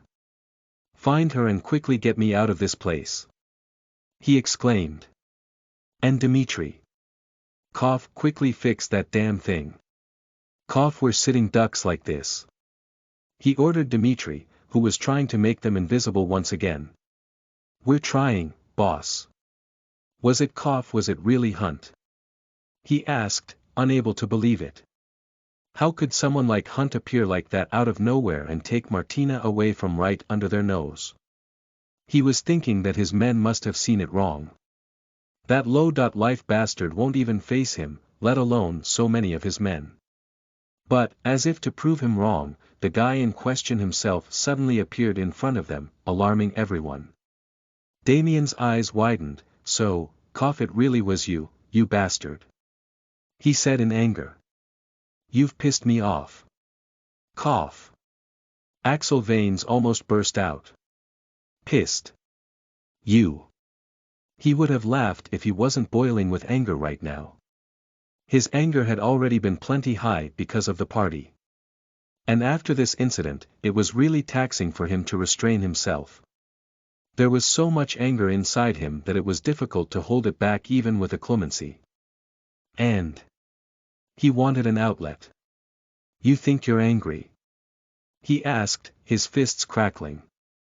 "I'll show what it is like to be truly angry," he said, lifting off his occlumency shields. Virum with the restraints holding him back vanishing, a magical shockwave erupted, with Axel as the center. His eyes disappeared, hidden under the overflow of magic, and two knives appeared in his hand. Damien almost bricked himself as somehow, real terrorist T4 ruck him upon seeing Axel right now. "Kill him!" he shouted at the top of his lungs, his men already shooting out their best even without his instructions. "Too late," said Axel, grinning like the devil as he disappeared from his place, reappearing right in their midst. "An. Well, hence the massacre next. Ideal son in law, but no medicine for regret next. Past revealed. You can read ahead and support me on Patreon. Patreon.com/snollygoster. Vote with Power Stones. Thanks for support. Chapter 96. The Massacre. You are listening at novelfull.audio. Chapter 96. Rage. Blinding, maddening, rage. That's what Axel was feeling right now. Martina was a friend. An ally, someone he could trust. And someone he had come to care for.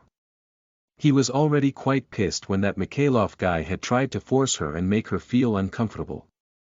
So imagine his anger, when he finds out that this aunt, someone with no actual ability to harm her, had actually hurt her so badly to the point of crying and swearing. And his wrath only becomes worse when realizing what would have happened if he had arrived even a few moments later.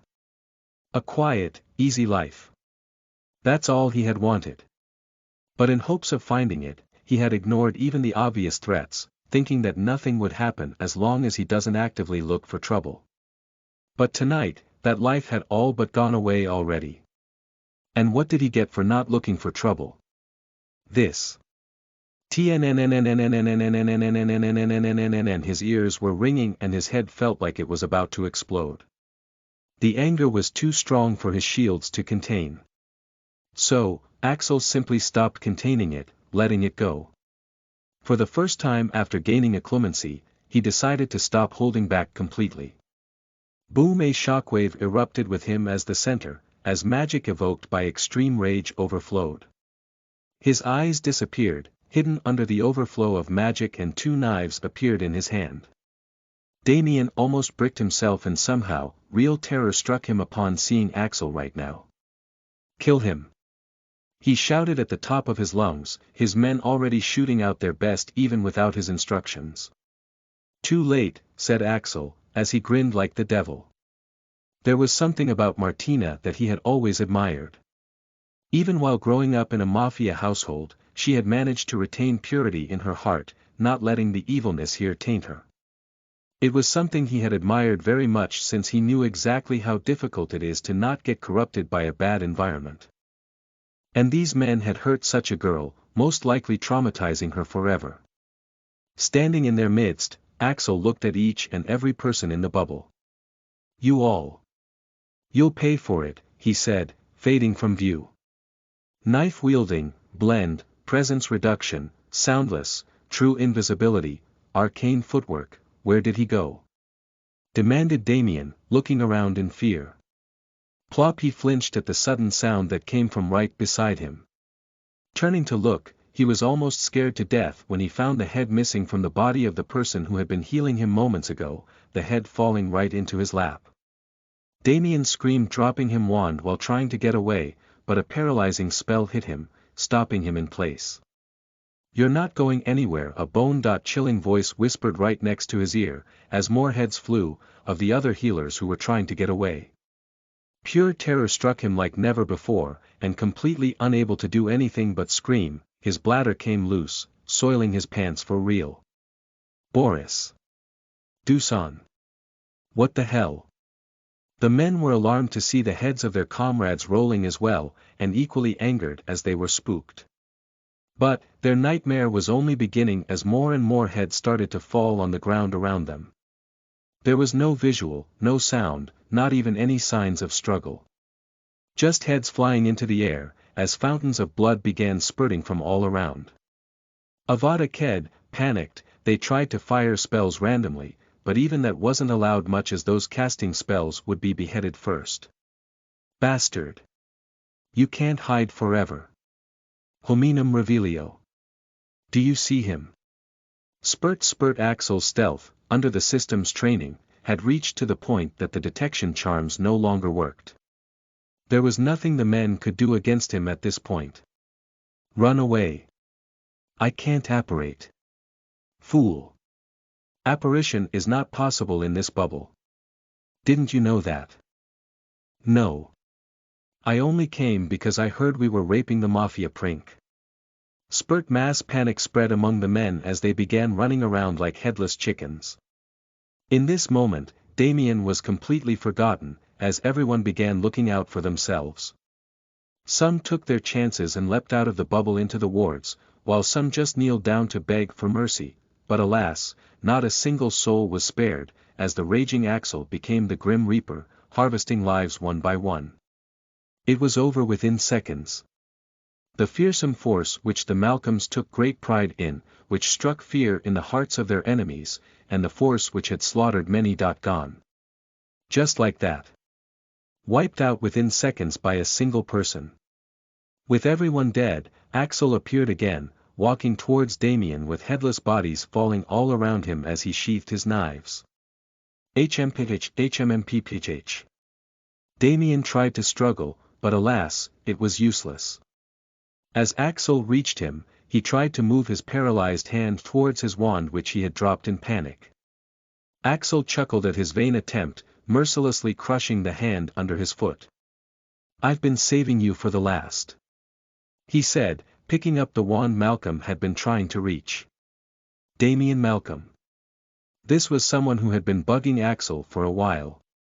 He had just kept postponing his revenge on the guy, thinking that him to be pretty harmless and beneath his stature. Axel had thought that he was too lazy to deal with Damien, but now that it had come down to it, he realized what was the real problem. Axel had been scared. Scared of getting his hands dirty. Scared of once again getting into a world of crimes and filth which had finally escaped. He had thought of living an honest, ethical life, sealing away the evil part of him which had gotten used to committing crimes. But what happened when he did so? Martina got hurt, and almost violated, just because he hadn't bothered dealing with this bastard early. Now that the evil inside him was unleashed, there was no stopping it. And it demanded revenge. With Damien's wand, he undid the paralysis on his mouth, giving him the ability to speak. Any last thoughts? Damien glared daggers at Axel. He knew he was going to die. He had come prepared for that. If there was one regret, it would be, I should have raped her straight away, he murmured wistfully, recalling how good it had felt to dominate Martina. His member hardened just thinking about it. Stab, Damien's wand, which Axel had picked up, was stabbed right into his crotch, piercing through all his important bits, making him scream like a banshee. Axel wasn't satisfied. He twisted the wand, making the pain several times worse. Ayaha! You bastard! I'll kill you! Damien started crying, unable to take it. His eyes glowing, Axel tilted his head, looking disdainful. Already broken. I'm just getting started. Electrica. Impulsa. Ahergag. The screams of Damien reached a crescendo, loud enough to reach the party. Too bad he was the bubble prevented any sound from escaping. Electrica Impulsa. AAAAA.RRRGGGGH. Axel nodded, unmoved. Nice. Electrica Impulsa. Electrica Impulsa. Electrica Impulsa. Electrica Impulsa. Electrica Impulsa. Electrica Impulsa. Damien screamed himself hoarse, but Axel didn't stop, even after he screamed no more. Electrica, Axel. He's dead. Martina said, stumbling her way towards him with much difficulty due to the drugs. Axel blinked, looking down at the guy. He was indeed dead. He once again reconnected the occlumency shields and looked around himself as the high caused by his anger finally faded. It was a bloody scene, with heads lying everywhere. No survivors. What the hell? He muttered, glancing back at Martina. It hadn't been more than 2 minutes. How the hell did he end up doing so much damage in so little time of losing control? When their eyes met, Martina averted her eyes quickly, her expression shifting, which was almost like a physical blow to him. She must think I'm a monster. He realized. The ugliness he had been hiding since forever, the side of him that had kept buried, was already exposed. There's no point pretending anymore. Axel got up on shaky feet, his face becoming blank. I'll go now, he said, disappearing from her view. On his way, he killed one last person, the spy who had been tracking Martina and had witnessed the whole scene. If he was able to get into the party, he must be an important person, but Axel really couldn't care less. If he had gone this far, he might as well be thorough, right? Completely exhausted, Axel dragged his tired body into his room and warded it up. Laying on the bed, he checked the system notifications he had been ignoring for a while. Special mission complete. Protect Martina, congratulations. You have saved Martina from the danger. Rewards, plus approval rate. Total 35%. Special skill. Unshackle. Information. Axel frowned, opening the details about the new skill. Unshackle. Grants the ability to get rid of all kinds of shackles. Current progress. 0.3%. Axel was surprised. This new skill was tricky. He only had a 0.3% proficiency in it. That is unusual. Well, something to dwell on later. Right now, he just felt like shit. Sigh. Martina's family's betrayal was not something he had not already expected. But what was unexpected was how badly it had hit him. He had been stabbed in the back many times by now, and he had been expecting it anyway since he was in a very vulnerable and exploitable position this time due to not having any alternative. His wand needed to be fixed after all. And the Valentinos could honestly not be faulted for what they did.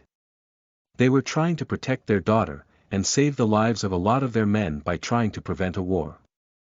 Of course they couldn't be expected to choose him over all that.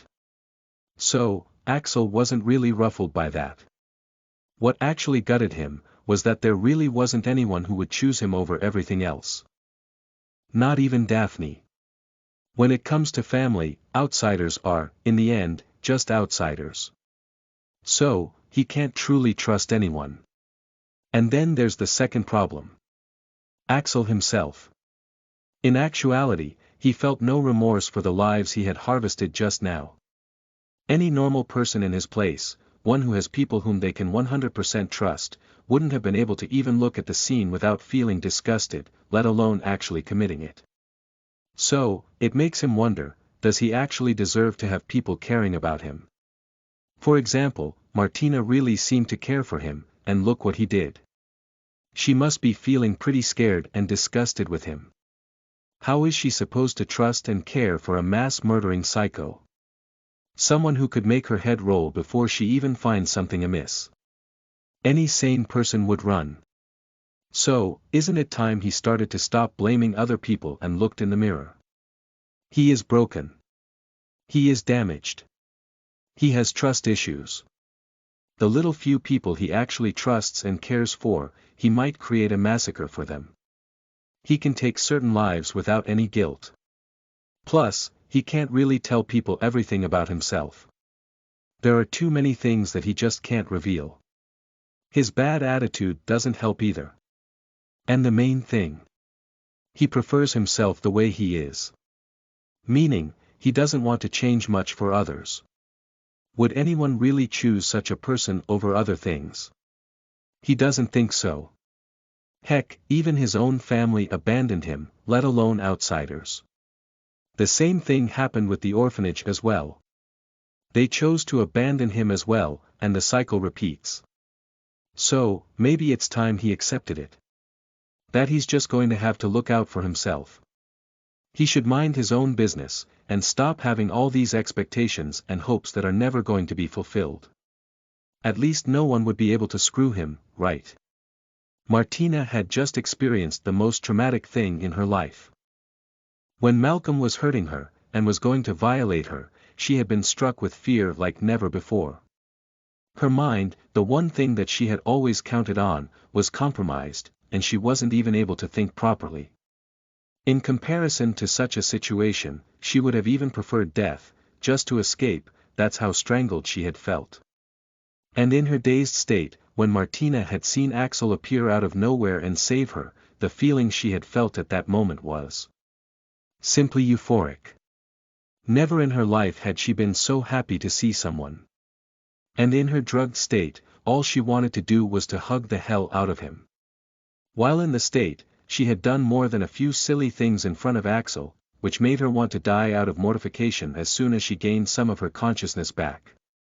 And more importantly, she had wanted to really hurt that brat Damien, due to whom all this had happened in the first place.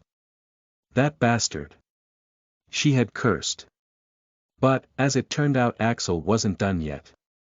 He was actually angry for her, and wanted to punish those who had hurt her as well. In her previous life, she was an orphan, and there was no one to truly care for her. So, in this life, she was glad to have someone like that outside her family. But, that's why Martina couldn't afford for him to get hurt. He had just saved her, twice, and he was going to be in danger while she hadn't even been able to thank him. She wanted to stop him. Alas, the poison was still quite active enough to not let her stop him, nor help him. All she could do, was watch as Axel risked his life for her. But then. What? She got to see the true abilities of Axel Hunt. She had known he had stealth, she had known he could be quiet, she had known he was skilled with knives. But, she had never expected him to be this good at each of them, and she had never expected the combination of all of his skills to be so absolutely beautiful and deadly and scary. In her previous life, maybe. But after dying for doing something good and growing up in a mafia household, she was no longer a stickler for morality, if the other party deserved it. She had come to find that the world wasn't just black and white. Her family, for all their faults, truly loved her, and they tried to do their best in their own way. She had learned to love and accept them the way they were. And, after getting killed for doing the right and witness a lot of unavoidable deaths, she wasn't really the sanest person around anymore, nor the most moral one. She just tried to be one. So, when she saw Axel torture Damien, even though she was scared, she was also rather grateful. Because, the guy truly deserved it and she didn't have the guts to do it herself. By the time she reached Axel, Damien was already dead, and her family was on their way. Since Axel had too much electrical discharge around him, she kept her distance from him as she called out to him. But, when their eyes met, Martina flinched. There were two reasons for that. Firstly, she found herself very flustered and ashamed of her behavior. She had wanted to show him that she was someone strong and dependable. But instead, what had happened? She had come off as some weak and pathetic damsel who can't even fight her own battles. First, she had needed him to fight a duel for her, then she had to be saved from another tragedy. She was especially mortified about her behavior when he was trying to heal her. So, she couldn't really look at him without drowning in shame. The other reason. Her damned past life. She has been trying to get rid of it, and she has, for the most part, but there are still a few remnants of her personality made her flinch. And, she instantly regretted it. When she did look back at Axel, she saw the briefest flicker of hurt in those eyes, before it was covered up. She realized that something had gone terribly wrong, but, as she tried to stop him, the world started to spin, and she fell to the ground, unable to even keep standing. It was the after effect of drug. Heavy hangover and exhaustion. Martina wanted to stop Axel, she wanted to thank him, she wanted to hug him, but all she could do was raise her hand towards Axel, but he never turned back. Snap snap snap, then the sound's apparition filled her ears, as help finally arrived. Only to see Martina sitting in a scene of carnage. An. Next chap, perfect son. In law, but no medicine for regret. Next. Past revealed. Read ahead and support me at patreon.com/snollygoster. Also, please vote. Thanks for support. Chapter 97. Ideal son. In law but no medicine for regret. You are listening at novelfull.audio. Chapter 97. When they had received the news of Martina being in danger, the Valentinos had rushed here at their fastest speed, leaving the guest without a second thought. But, who would have thought that they would be witnessing such a scene upon their arrival? Martina. Tina. The first thing that they noticed was Martina, extremely eye-catching in her purple cocktail dress.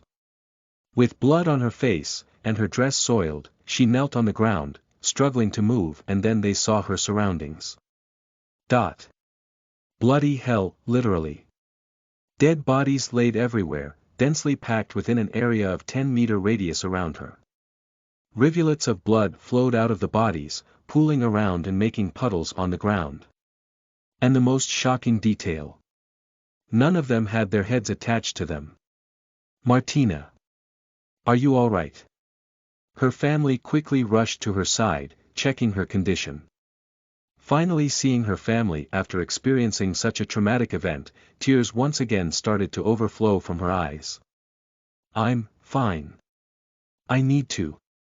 Axel. Whatever she had been trying to say, she couldn't complete it as she ended up losing consciousness. Martina. Martina. Later that night, in the meeting room. The Valentinos, and their most trusted members of the family, all sat together at a round table. How is she? Asked Alessandro. She suffered minor injuries, and from poison. She was about to be kidnapped. The intruders were the infamous special unit of Malcolm's, said Francesca. Alessandro nodded, his face setting in a grim resolve. It's war. The men had already been identified. The Mikhailovs might have thought that the Valentinos weren't aware of their connection with the Malcolms, but that was not the case. Have you called in the best healers? He asked. Francesca paused at that. She had already been expertly treated before we reached her. There's nothing to heal. And the bodies? No survivors? He asked. Francesca shook her head. No survivors. Everyone dead. Beheaded with a single clean cut. No signs of any other wounds, she said, her voice wavering in disbelief. Everyone in the room felt a chill travel down their spine at that. How? How is that even possible? Asked one of the men. Gang wars are extremely messy, and all members, especially those of a special unit like this one, are not supposed to go down without a struggle. How could so many men allow their heads to be lopped off just like that? If it could happen to them, it could also happen to their men as well. Alessandro downed his glass of alcohol. First the Atlantean relic, and then this. He exclaimed, slamming the cup down. It was enough of a surprise that the Mikhailov had somehow gotten their hands on Atlantean relics, but there's also someone who is capable of easily taking down an elite squad just wandering around in their place. The person took down the elite squad, saved Martina, and patched her up within minutes, before disappearing. This was not a small matter. If a person capable of doing this joins one side, it would change the outcome of the whole war. That's how big of a matter this was. Dad. Do you think that it's the boy? Asked Endo, raising the million-dollar question. Everything pointed towards the person being Axel, including the fact the cuts on the necks were identified to be made by a Valentino, and a Mikhailov knife. Just how many people possessed the knives of both of the opposing families at the same time? Alessandro sighed. Most likely. But we can't say for certain, he muttered, resting his forehead on his fingers. He was certain, but he just didn't want to believe it. "Why don't we call him here and ask him ourselves?" Enzo asked. Francesca gave him a severe look. "You think that's possible? After what we did, he's going to be hostile towards us. If he really is the person who did this, do you think it's a good idea to annoy him further? Not to mention saving Martina. We're in a great debt to whoever killed those men," she said as she sighed. We might have just made the worst decision by offending him," she admitted lamentably. She had, of course, suspected that he had been hiding his power, but to this extent. She had never dreamt of it. This was definitely a terrible decision. The war which they tried to avoid was going to happen anyway, and they had just lost the favor of someone who was capable of doing that at the age of 13. Alessandro poured himself another glass. "What's done is done. Nothing can be done mulling over it. The question is, what do we do now?" Francesca pursed her lips. "There's not much we can do really. We can only do our best to make up for it. To start with, I'll be giving his wand the best possible treatment." Dirty mind," Alessandro nodded unwillingly. "Everything aside, I truly am grateful. From what we can gather, the Malcolm brat was trying to," his fist clenched as powerful magical fluctuations filled the room. "If Axel hadn't gotten there in time, or didn't have the abilities he has. The unthinkable would have happened to Tina," he said, downing another glass. Everyone had to agree to that. "That bastard, to Princess, it's so damn infuriating." Yeah. If something had happened. There were enraged murmurs from all around. Martina was the heart of the Valentino family. Everything had changed after her arrival, and it was for the better.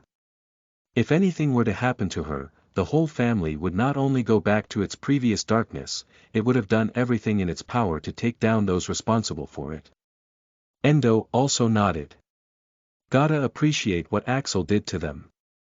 Especially that Malcolm brat," he said, a grim smile coming to his face. "My only regret is he didn't leave him alive so that we could torture him more." "Yeah. I heard he suffered a brutal death." "What exactly happened to him?" "All I saw was a charred corpse." "I hope it was painful." Francesca looked at the report in her hand. "Well, he was stabbed through his crotch, piercing through his penis and testicles, with his own wand. The wand was rough and jagged, and it was long as well, increasing the damage and pain several folds." Everyone. "Ooh, but Francesca wasn't done yet. I don't know if it was on purpose, but the wand was pierced at the place and at an angle that hit the most nerves. It couldn't have been stabbed more painfully, if we're talking about the general area." Everyone. "Oh, but Francesca still wasn't done yet. After he was stabbed, the wand was repeatedly twisted, and a spell was cast, causing an electrical discharge to travel into his body, intensity of which was gradually increased. The pain caused was so intense that the victim was brain dead even before dying from excessive electrical discharge." Everyone. "Boo-hoo. The electrical discharge was continued well after he was dead." "Ha ha ha ha ha ha ha ha. Perfect son. Lol. I could kiss him," said Alessandro, laughing maniacally, his men joining him. "That he is. Heck, I would have given him my daughter if he wasn't already taken by the princess." "Same with me, if I had a daughter." "Same with me. Dude, your daughter is 5. Daphne Greengrass has been very anxious lately. Her holidays had started well enough. It was a great start, in fact. A lap pillow from Axel. She could cry out of happiness. Too bad she wasn't able to remember it. First, it had been so damn comfortable and she had been so tired that she slept through almost all of it, and when she woke up, she had been so overwhelmed that she had fainted. But, could she be blamed? She had found out that she had been resting on Axel's lap, her one hand looped around his waist, and her head buried in his cloak. How overwhelming is that to process? To make the matter more difficult, her eyes were all groggy, her hair was like a bird's nest, in a complete mess, and she had drool leaking from the corner of her mouth. For someone who had tried her absolute best to look presentable in front of him even while going through all that hellish training, this was definitely a lot to process. When she gained consciousness, it was only because Axel had to wake her up since they had already reached King's Cross. While she fumbled to fix her appearance, he was already leaving, saying he had to meet with Martina. And hence the reason for her anxiousness. He was living at Martina's place. 4 days. He had come to the Greengrass Manor only for a few hours, and had to leave wrongly misunderstood. And then she finds out he's going to stay at that wench's place for such a long period of time. Who knows what could happen while they're living under the same roof? She has always suspected Martina's intentions. That witch claims to only be friends with Axel, but Daphne doesn't like the way she sometimes looks at him. Something about it just screams sus. To make matters worse, Axel hadn't picked up any of her calls, or replied to any of her messages. She knows that he just forgets or doesn't even bother checking his Magi.mirror most of the time, but that didn't stop her from worrying. What if there was another reason for his inactivity? It's the powerful and infamous Valentino household after all. With all the rumors concerning him and Martina, who knows what they might do to him? That's why, she couldn't help but feel anxious. The dinner on Christmas Eve at her home was, therefore, a bit subdued, unlike the last time, which was the best Christmas they had had. His presence had made their family complete. So, not only Daphne, but even Astoria and Evelyn felt the absence of Axel. Her mother even said it might have been better to just go to one of the parties they had been invited to, but of course, there was no invitation for the party Daphne really wanted to attend. That night, Daphne called Axel once again. But, since he wasn't picking up like always, she left him yet another voice message before going to sleep. Hey, it's me again. I still haven't heard from you. I know that you've probably just forgot to check your but I'm still worried. Today was Christmas, and we all miss you here. Astoria was pouting all the time. You know you're her hero, right? Even more so after the Quidditch match. Her voice was all hoarse due to all the cheering she did for you, and so was mine. She smiled a bit recalling that. She couldn't meet you at the match too. So she was quite upset to know you weren't coming. Mom also seems to be quite fond of you. She's asked me 3 times if you're coming for the new year or not. Last Christmas, it was the best Christmas we had. This one, well, not so good, but it was still better since we didn't have to go to one of my father's boring parties and pretend to be all prim and proper. Only your presence was lacking. Just, try to come, alright? You're part of this family now. And, please give me a sign that you're alright, okay? I worry. Ending the message, Daphne sighed as she laid on her bed. Maybe, I'll know by tomorrow, she thought. She didn't know just how right she was. No. Martina's eyes flew open as she woke up with a start. She had been having a nightmare. But, the reason for her nightmare wasn't Damien, or Maximilian. It was Axel. In her dream, Axel was angry, with his eyes glowing with magic and his skin blue, and he was murdering everyone indiscriminately. Nothing Martina did could stop him. And she was scared, so scared as she called out his name repeatedly. And then, he fixed those eyes on her, and she woke up. Martina shook her head.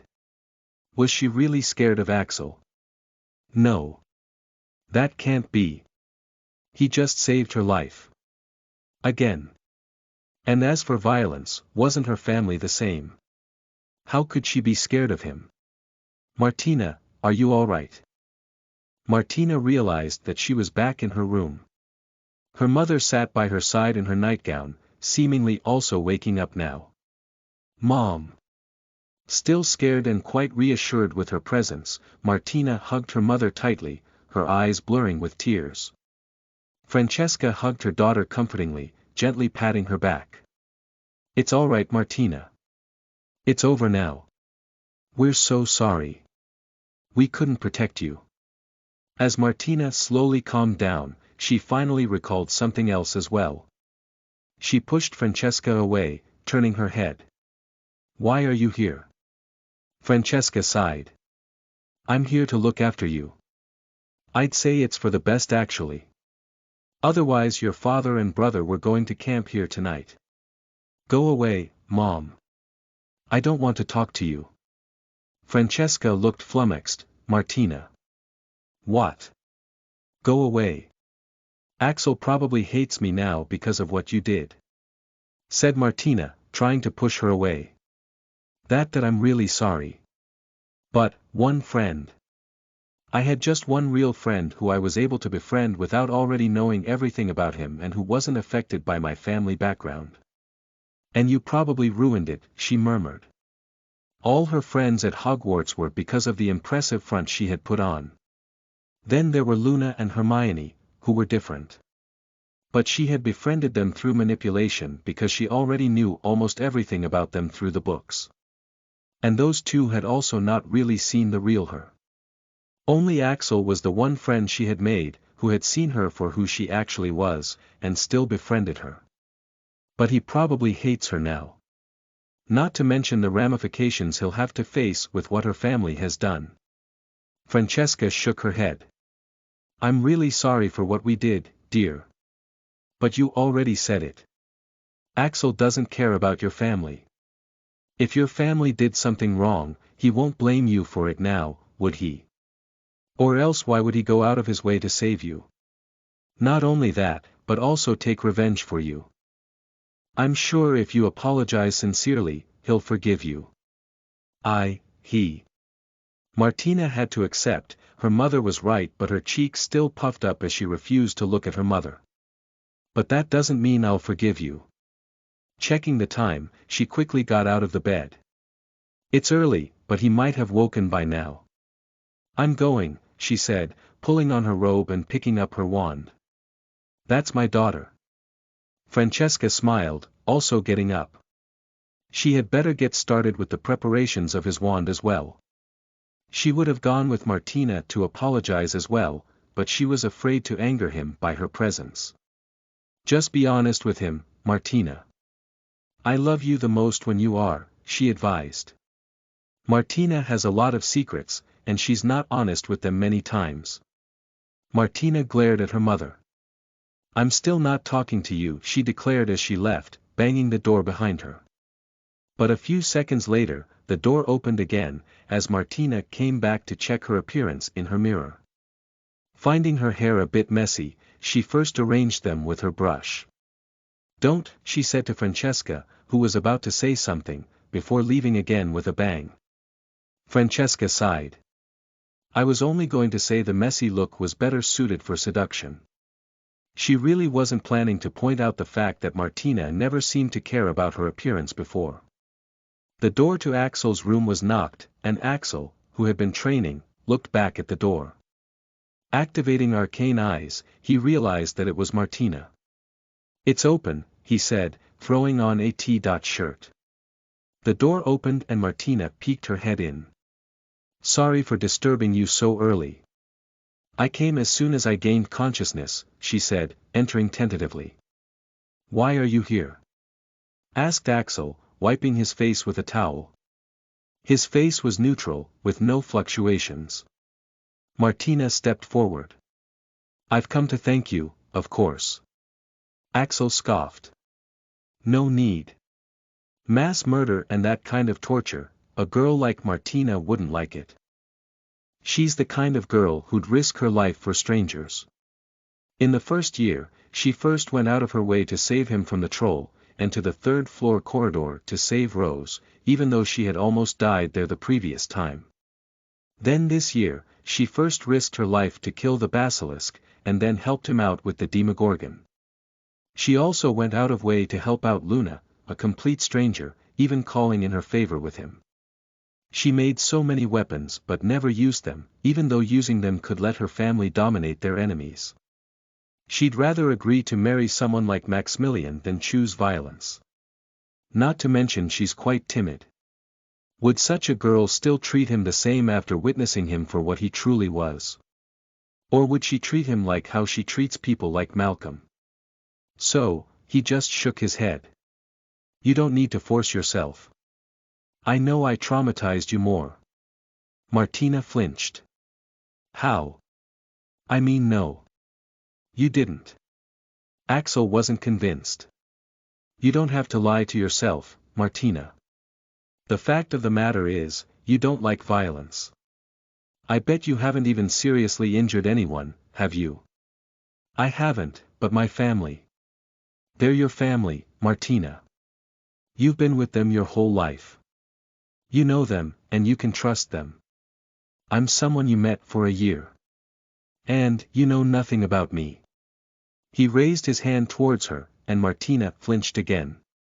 Axel laughed humorlessly. See? You might not even know it yourself, Martina.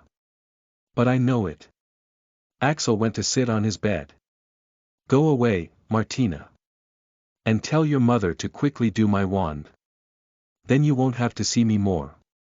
Martina wanted to defend herself, and she wanted to contradict Axel. But like always, Axel's presence seemed to have dumbed her down, and his eyes, which seemed to see right through her, made her realize that he might be right. She had to stop lying to herself. Seeing him like that did make her feel scared. And it really was different compared to her family, since she barely knew him. But, she really couldn't control it. This aversion towards violence and this need to be selfless and kind. It was something that had been ingrained forcefully into her in her past life. And she hated it. It was the reason for her death in her previous life after all. It had been going away slowly, but it would take some more time. But, what do I do right now? She wondered. She could see her friendship with Axel, something which she had come to cherish deeply, breaking apart. Axel seemed to have simply given up on it, retreating back into shell he had kept him before. Not knowing what to do, she recalled her mother's advice. Be honest. Martina pursed her lips. Axel was someone who had saved her life. Twice. Thrice, if counting the duel. Her life was as good as over if she had agreed to marry Maximilian. He had also gone out of his way to take revenge for her. She couldn't afford to lose his friendship.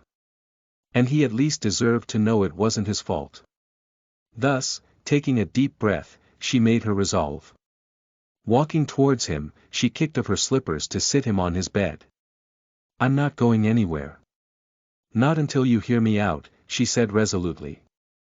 Axel looked at her for a moment, and sighed. Go on, then. Martina created a privacy ward around them. I'm about to tell you something I haven't told anyone. It's also the reason why I'm the way I am. She said seriously. Can you promise not to tell anyone? This got Axel's attention. He turned his head to look at her with interest. I won't. Martina nodded as she leaned forward. Do you believe in past life? Past revealed next. Breaking news. Axel Hunt, a Muggle-born orphan. Ah. I know, right. But you have to wait. Of course, you could always have instant access here. patreon.com/snollygoster. Thanks for support. Vote please, it helps out a lot. Take me to the top with an overwhelming lead. Chapter 98. Past revealed. You are listening at novelfull.audio. After sending another message to Axel, Daphne decided to sleep early on the Christmas night. She would just wait for his response. Lying on her bed, Daphne sighed, thinking how good her life was currently. With that man dead, and Astoria cured, and her mother finally happy, there was very little she had left to complain. Especially since Astoria's condition could have been much more fatal in a different situation. After all, the family's curse is not actually blood malediction. That's just a cover-up. So, I should be happy with what I have. No need to worry too much about Axel. Thinking so, she went to sleep, hoping to dream of him. Davy. Davy. This is bad. Late into the night, the door to Daphne's room burst open, as Astoria ran in and made a dive for Daphne, who was sleeping in peace in her bed. Since she wasn't in a particularly merry mood, Daphne had turned in early right after dinner. But right now, her night owl of a sister jumped on her out of nowhere, rudely waking her up. What the F, Astoria? You seriously have to stop waking me up like this? She grumbled, covering herself in sheets again. Astoria shook her head, pulling on the sheets. No. It's really an emergency this time. It's about Axel. That woke her up all right. The sheets were thrown off as Daphne sat up, looking at Astoria sharply. What happened? In a different situation, Astoria would have had a few words to say about this behavior of her sister, but right now, she simply passed on the in her hand to Daphne. Axel is engaged, she said, making Daphne's eyes widen. Tori, if this is some sort of sick prank, she began to say as she checked the Magi.mirror, but paused when she saw the news headlines on the screen. Brutal violence at the Valentino Christmas party. The Valentinos announced the engagement of Princess Martina. Axel Hunt engaged. Maximilian Mikhailov challenges Axel Hunt to a duel. Savage Axel strikes again. Axeltina ship sails. Daphne's heart sank and her throat dried up, causing her to swallow. She blinked her eyes repeatedly, desperately hoping that this was not what she was thinking it was. It's either wrong or she's dreaming. But, as she opened one of the articles, her hopes were quickly shattered. The Christmas party at the Valentinos this time was anticipated to be an exceptionally big event. Because this party was going to be attended by the Mikhailov family, the equally mighty and influential rival of the Valentinos from Russia. But, no one expected the event to be blown so out of proportions. The Mikhailov family actually proposed marriage to the Valentino family, possibly offering to make what would have been the biggest political alliance in existence. Maximilian Mikhailov, 19, and Martina Valentino, 15, are certainly very good matches, and the talk of a possible relation between the two has always been a popular topic among the gossipers. This was certainly a very huge event. Valentino and Mikhailov are two tycoons of the wizarding world which everyone steers clear from. With a successful alliance, the two families might have turned out to be an unrivaled magical superpower, save for, perhaps, Atlantis, our sea neighbors. But when it was about to become a reality, things suddenly took a turn as the Valentino family rejected the proposal because they had already engaged Martina with someone else. Yes, dear readers, Martina Valentino, the most eligible female bachelorette, and the dream of uncountable young men, is officially taken. And the lucky man who is actually the one to win her heart is Axel Hunt, a fellow student at Hogwarts, more than 2 years her junior. Reading until here Daphne began to hyperventilate, as her hands holding the shook uncontrollably. She couldn't believe it. But the article was from a trusted website, and the pictures were all real, in which Axel looked extremely dazzling, standing along with Martina. The two really looked like couples. And here she thought he would only go to parties with her. Her eyes blurred, big droplets of her tears dripping on the screen as Astoria hugged her from the side. Axel was engaged. With Martina. With fucking Martina. Daphne knew she should have done something about the girl. Stop, there's nothing more, Astoria said, trying to take away the screen. She had just thought that her sister might want to know about this, so she quickly came to her. But she had no idea that Daphne would be so deeply affected. Astoria felt like she made a mistake. Don't. Daphne dabbed at her eyes with her sheets. Yes. The headlines were saying a lot more than this. There was blood mentioned as well. Axel might be hurt. Sniffing while stifling another sob, she continued to read. The said fiancé, Axel Hunt, has quickly risen to fame recently, after his legendary Quidditch match in which he broke 22 world records at once, showing an unseen amount of skills and talent for the sport. There's no information available about Hunt's history or his background even after his legendary debut at Quidditch, which is definitely a surprise. But after this incident, that is certainly going to have to change, since he has caused too big an incident to remain anonymous anymore. Yes, at the party, he did something which blew the event out of proportions. When Maximilian Mikhailov, the heir to the Mikhailov family and the ex-soon-to-be fiancé of Martina, found out that the girl he had accepted to marry was already engaged to someone else. Like any man in love, he was devastated. In his resentment, he challenged Hunt to a duel, all the while calling him with provocative terms. If there's one thing to be known about Hunt from his very little available history, it's that even though he stays out of trouble for the most part, he doesn't take lightly to provocations.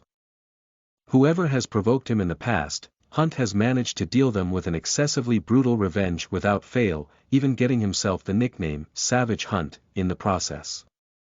So, when Maximilian provoked Axel by saying vulgarities about him and his fiancée and challenged him to a duel, he must have known what he was getting into, since the stakes were Axel would have to leave Martina forever and also grovel at Maximilian's feet if he loses. It has to be noted that Maximilian is a known duelist, possibly the best in his age group, and Hunt being more than 6 years younger couldn't have stood a chance. But contrary to what everyone expected, instead of rejecting the proposal, Hunt instead accepted it, adding his own terms. No interference until one of them is unconscious, and the Mikhailov knife, the highest honor that can be given to outsiders. Not expecting him to win, his terms were accepted by the Mikhailovs. But they didn't know that they had just made a rather terrible blunder. Even before the fight had started, Hunt had somehow managed to take possession of both of Maximilian's wands. Maximilian then made the mistake of provoking Hunt further by saying things about him, his mother, and his fiancée, which somehow resulted in Maximilian's tongue getting pierced by the broken end of his own wand. Hunt then proceeded to pin Maximilian's hands and rain continuous punches on his face while telling him to stay the hell away from Martina. The beating was extremely brutal, and terrifying. By the way, Hunt unforgivably punched Maximilian without stopping for a second, each punch extremely heavy. Maximilian's screams didn't seem to affect, neither the pain in his bloody hands. He wasn't even deterred by the fact that he was beating the living hell out of the heir of one of the most dangerous family in existence, right in front of its boss. By the time Maximilian passed out, blood was everywhere, he no longer had teeth, and the skin of cheeks was peeled to the broken bones. The scene definitely was not pretty to look at, but we still have it below for our curious readers. Click here. With the duel over, Axel took the promised knife like it was business as usual as departed scene, leaving the chilled onlookers behind. Interestingly enough, Princess Martina, popularly known for her extreme kindness, did not even give a second glance to the fallen heir, instead choosing to follow her fiancé out of the party. Daphne finished reading the whole article, and even saw the pictures and recorded memories of the incident repeatedly, hoping against hope that it was not true. But alas, the reality was shown cruelly right to her face every time, chipping away at all of her mentality. Axel got engaged to Martina. He went to the party with her and he even offended the Mikhailov family for her. The two of them really do seem to be in love, right? Besides, now that the Mikhailov family is after him, there's very little help he could get by marrying into the Greengrass family. Looking at Martina, she also seems better in terms of beauty, right? Why would he even pick her? Why did she even have hope in the first place? Daphne, don't. Looking down at her sister pulling at her hands, she realized that she had been scratching her own arms, drawing blood. What are you doing? Mom. Mom. Quickly come. Daphne could not stop. She needed something. Some kind of pain, to replace the excruciating pain in her heart. Suddenly, darkness began to encroach upon her, slowly but steadily, and Daphne felt her pain lessening. Before she knew it, she was already swallowed, unable to put up resistance. In the guest bedroom of the Valentino Manor, Axel and Martina laid side by side on the bed, with their backs resting against the headrest as Axel processed what he had just been told by Martina. So, you're saying that you are actually a person from a different world. And you have been able to retain your memories and personality. Martina nodded, her eyes tightly shut as she processed she was finally telling this to someone. Yes, it's the reason how I've invented those things in my lab, and the reason why I have so much magical knowledge at my age. Axel sighed. He had come into contact with quite a lot of crazy stuff in the past 2 years, like magic being real, a talking system in his head, a whole wizarding world hidden from muggles, and 2 other worlds which he knew very little about. So, his boundaries for crazy are quite loose. But, this is still quite difficult to process. How is that even possible? Martina shrugged as well. I'm not too sure myself. But it's like this, when we die, our souls are reset, wiping away everything including our memories and personalities. But, that did not happen in my case. My soul is the same one that I had in my previous life. Axel thought about it. Everything was a bit unbelievable, but if he put it into Martina's case, it would really explain a lot. Plus, he didn't think she was lying. So, you've been an adult since your childhood and you're from another world. Martina, that's quite a dangerous secret. Axel looked at Martina with confusion. Why are you telling me this? He had thought Martina was just hiding an embarrassing secret, but this. It was a secret that could cause a lot of waves if fallen into the wrong hands. He was freaking out for Martina for revealing it to him so casually. For fuck's sake, they hadn't even signed a contract. Martina just looked at him as she relaxed into the bed, a serene smile coming to her face upon finally being able to lift off the burden she had been holding back since forever. It's to show you that I trust you, Axel. And to explain why I got scared, she said, looking at his hands that were stained in blood for her not long ago. For that, I have to tell you the story of my previous life. Axel still thought it was quite stupid of Martina to reveal such a big secret only based on trust. But he was just too curious to back down now. All right, he sighed, also relaxing into the bed. Tell me then. Laying back, Martina looked at the ceiling as she started to talk. My previous world. It was quite similar to this one, at least in most aspects. The biggest difference was, it did not have magic. Everyone was Muggle.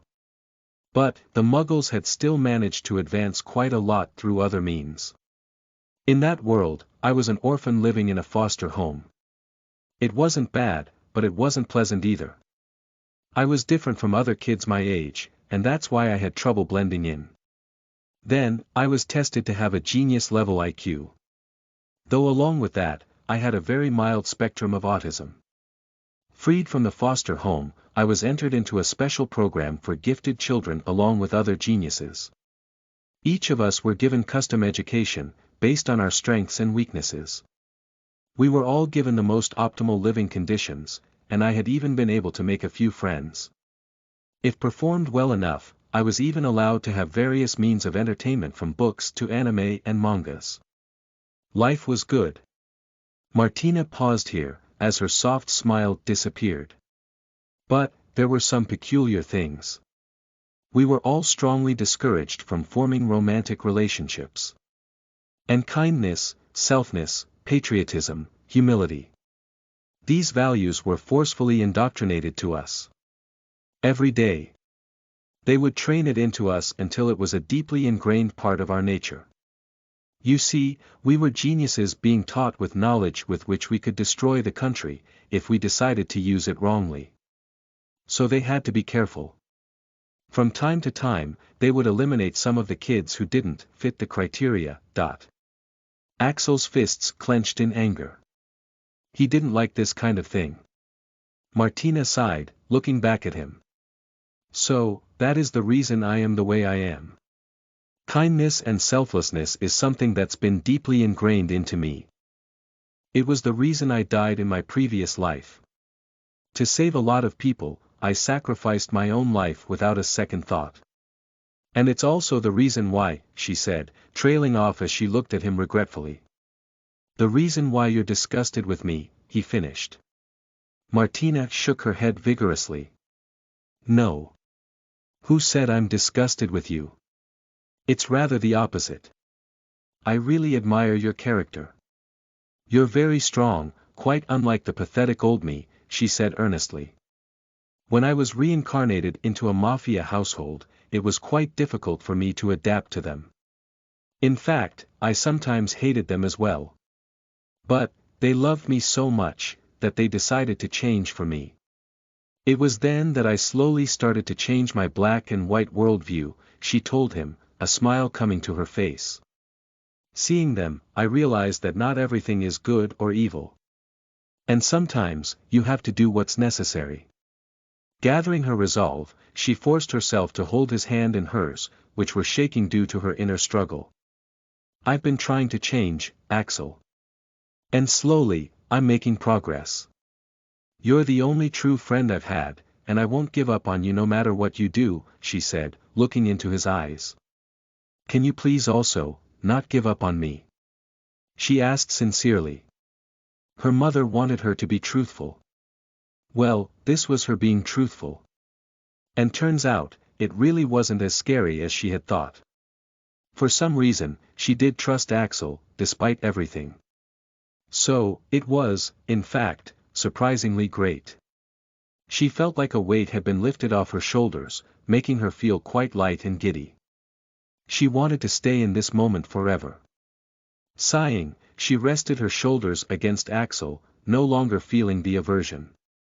Axel nodded his head. He didn't know if Martina was still high due to the poison to be talking like this, but he had to accept, he was touched. And he was glad to know that he wasn't the only one who valued their friendship. She went so far as to reveal such a dangerous secret for him. Overall, everything was fine now, wasn't it?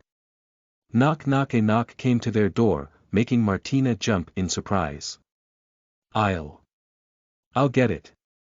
She said, truly furious at whoever it was who had decided to interrupt them at such a great moment. Opening the door, she found that it was their butler. What is it? She hissed, being rude with a servant for the first time. The butler bowed his head in apology upon seeing Axel laying on the bed and the state of her hastily put on robes, quickly interpreting the situation. My deepest apologies for interrupting your leisure, princess, but the situation is urgent. The mistress has asked for you to check your magi. Mirror. The Mikhailovs have begun their retaliation.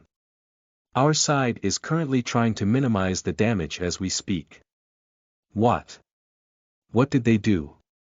Did they attack us? I apologize, princess. But I must go. Everything will be clear to you once you check the hive. The butler then looked at Axel and bowed deeply. The mistress sends her deepest regret and apologies over the situation. She'll be personally servicing your wand as soon as she's dealt with the situations. And with that, the butler was gone, leaving a panicking and frustrated Martina, the moment she had been cherishing ruined. I don't even have my magi. Mirror on me. She complained to no one in particular. She had only brought her wand. Just as she was about to apparate, Axel called out to her.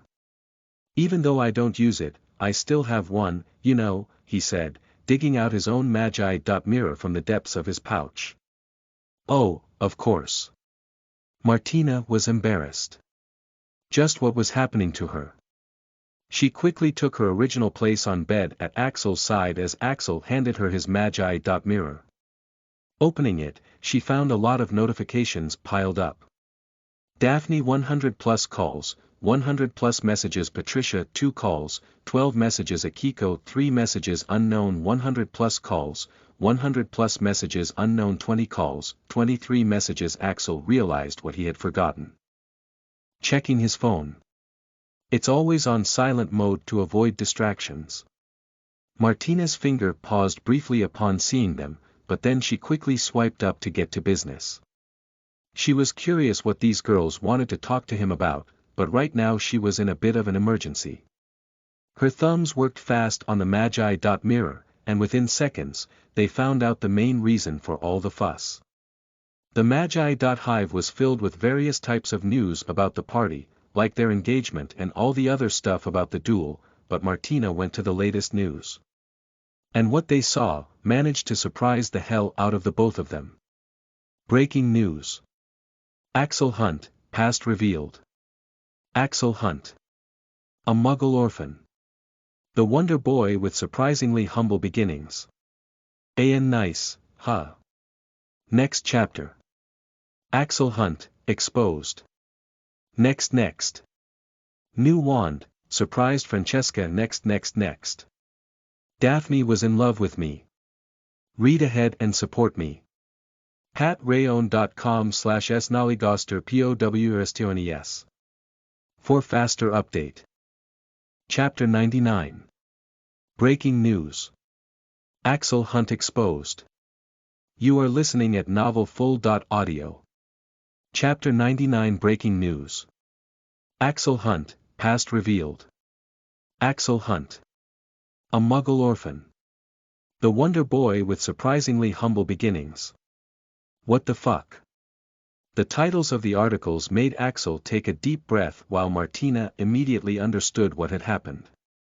To deal with all the humiliation they had suffered today, the Mikhailovs had decided to target Axel. She took his hand, feeling extremely remorseful. I'm so sorry, Axel, if I hadn't gotten you involved. Axel shook his head, stopping her from speaking further. What's done is done, and he can't really blame Martina for it anyway. Right now, there were more pressing matters to worry about. Taking the in his hand, he began reading the articles. Axel Hunt, past revealed. Dear readers, the moment we had all been waiting for has arrived.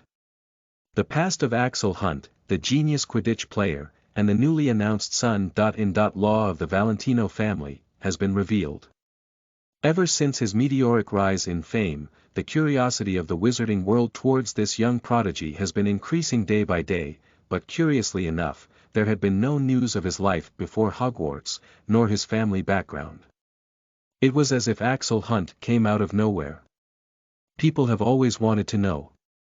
How did he become so good at Quidditch?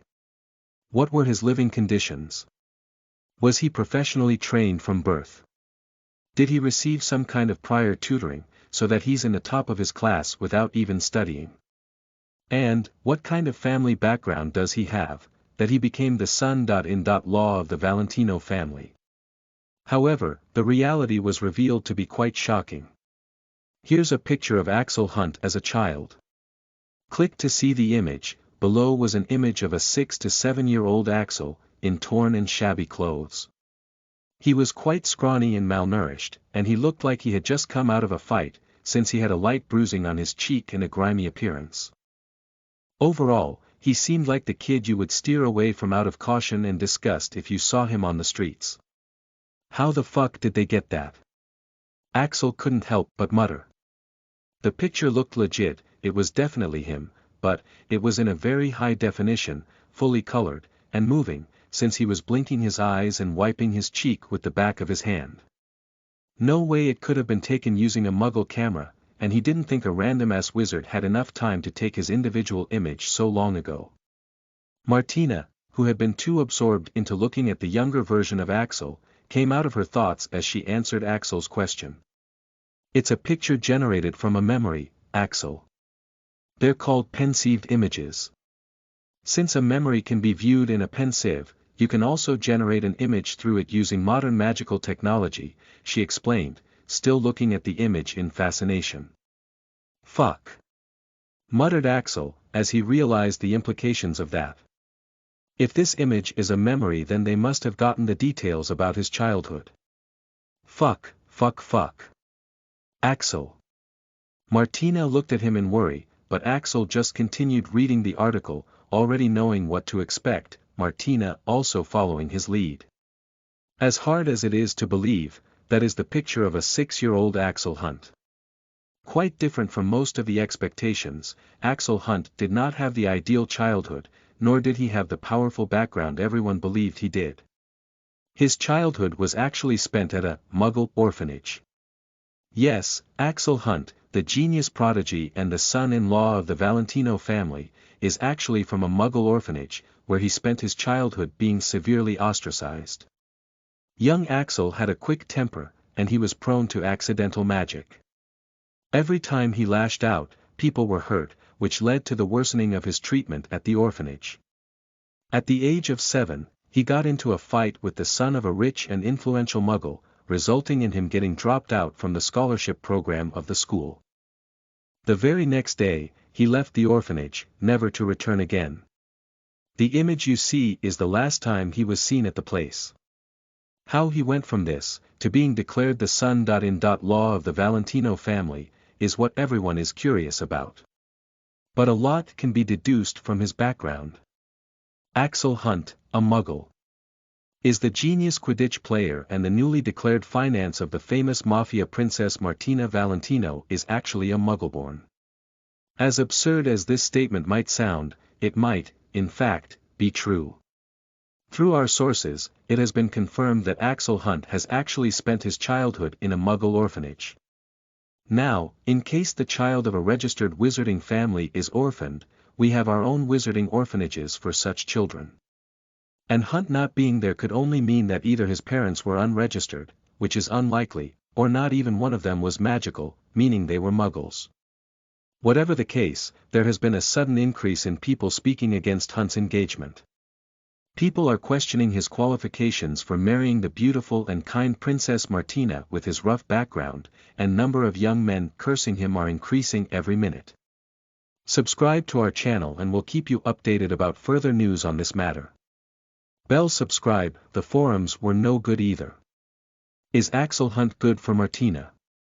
Started by Bewitcher69, at Bewitch69. I just found out that Axel Hunt is actually a Muggleborn with no family background.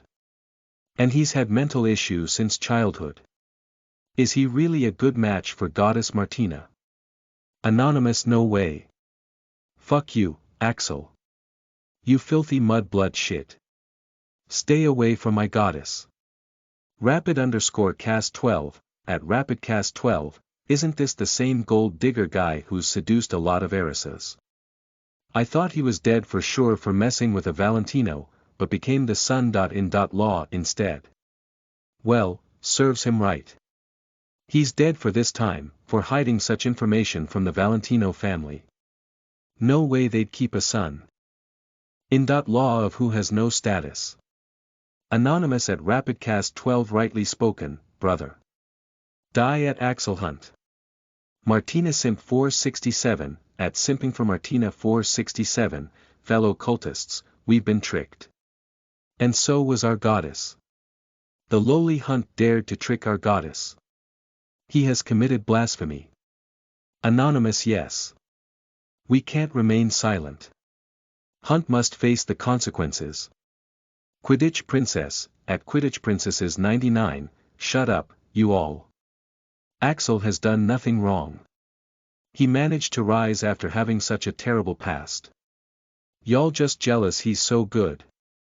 Martina Simp 467, at Simping for Martina 467, STFU at Quidditch Princess. You're just a brainless Axel fangirl. Girl's opinion can never be believed when judging that fiend. Justice_for_Rose, at Justice4Rose, yeah, he's just a scumbag who's always trying to get in rich girls' panties. He leaves them after having his fun with them. He made Rose Potter his slave for Merlin's sake. How can someone marry their daughter to such a scumbag? Axel discarded the Magi.mirror away as he sighed, plopping himself back into the bed. Funny how he thought his Christmas would be passed peacefully. This situation is so far fucking from peaceful that most people can't achieve it even after trying their best. And yet Axel somehow managed to get it without even trying. Martina went back to look at Axel's childhood pictures. The one in the article wasn't the one leaked. So, are these real? She asked, a look of heartache on her face. Axel sighed. There was no point in hiding his background now. He could already see all of his haters burning up after finding out that he actually had no backing whatsoever. Until now, due to him being Slytherin and close to girls like Martina, everyone had thought that he was from some extremely powerful family or wealthy family. People like Damien and Maximilian would comment on his background from time to time, but those were just bluffs to sound him out. There was always a great chance he was from one of those secretive powerful families. But, now that the truth is out, his peaceful days are gone even further away from him. It's true. All of it, he said at last. Martina looked at the photos in anguish. This was really how Axel grew up. But isn't the man in the portrait, she began. But then stopped. She wanted to ask how he was in a Muggle orphanage when his father was clearly a wizard, or at least knew someone who could paint that portrait. The portrait? Asked Axel, putting his hand in his space pocket as he took out the big portrait. Martina had just told him her biggest secret. He could at least return him this much, right? It was already useless information anyway. Bdnvl.m, you mean this? He asked, pointing at his so-called father. Martina nodded, looking between the two faces staring at her. She had to accept, the resemblance was uncanny. Axel shrugged, also looking at the portrait. I don't know him at all. Actually, my parents abandoned me at the Muggle orphanage when I was less than a year old. That's horrible. Martina couldn't help but say. To leave a child like Axel. How could someone be so cruel? Axel shrugged. Well, it's always been like that. I had a lot of accidental magical bursts when I was young. And I truly was quick to get into a fight, he said, recalling the past that he kept to himself until now. Soon, none of the children at the school or at the orphanage would even talk to me. I began to think there was something wrong with me for having these outbursts. So, I began to suppress them, he said, making Martina gasp, her eyes filling with tears. Axel continued, it was a party. The kid I beat up, my classmate. His family had thrown a party for his birthday. He said, everyone in class is invited. Me being the idiot I was, thought I was too, he said, smiling at his younger naive self. Sniff sniff. Martina gripped his hand, as her tears started falling. I was just another kid, it was normal for me to be curious about rich people's parties. So, wearing the best pair of clothes I owned, I went there. Of course, my presence there wasn't appreciated, and I was humiliated quite badly for my gall to think I could be considered a member of their class. I'll save you the pain of hearing the unnecessary details, but the party ended with me losing control of my cursed power, yet again, as I hit the kid too hard, before I left the place. Axel shrugged, looking at the crying Martina. That's as much as I can tell about my childhood. Hope this also explains why I don't like parties. Martina couldn't take it anymore, as she tightly hugged Axel and began sobbing. I'm so sorry, Axel. It's not your fault. None of it is your fault, she said in between her sobs. Axel felt a bit perplexed. He wasn't used to being comforted like this. And he thought that he had already lost Martina. You're not disgusted anymore, he asked, raising his hand that was being gripped by her. Martina shook her head vigorously. You've saved my life. Thrice. How could I? She asked, looking offended. Martina would be the most ungrateful bitch to turn away from Axel after all he had done for her. She just needed some time to adjust her flawed mentality. You saved her life. 3 times at that. The man in the portrait, who had been silent throughout the conversation, couldn't help but be surprised at that piece of information, looking between Axel and Martina. You really are my son, he said at last, shaking his head. You don't know what trouble you've gotten yourself into, son. He muttered, looking at Axel with some pity.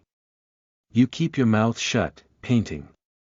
Tell Bellatrix I said sent a fuck you, said Axel, throwing the portrait back into his pouch. He was quite certain there was another portrait of this man with Bellatrix, which he could travel between and report his findings.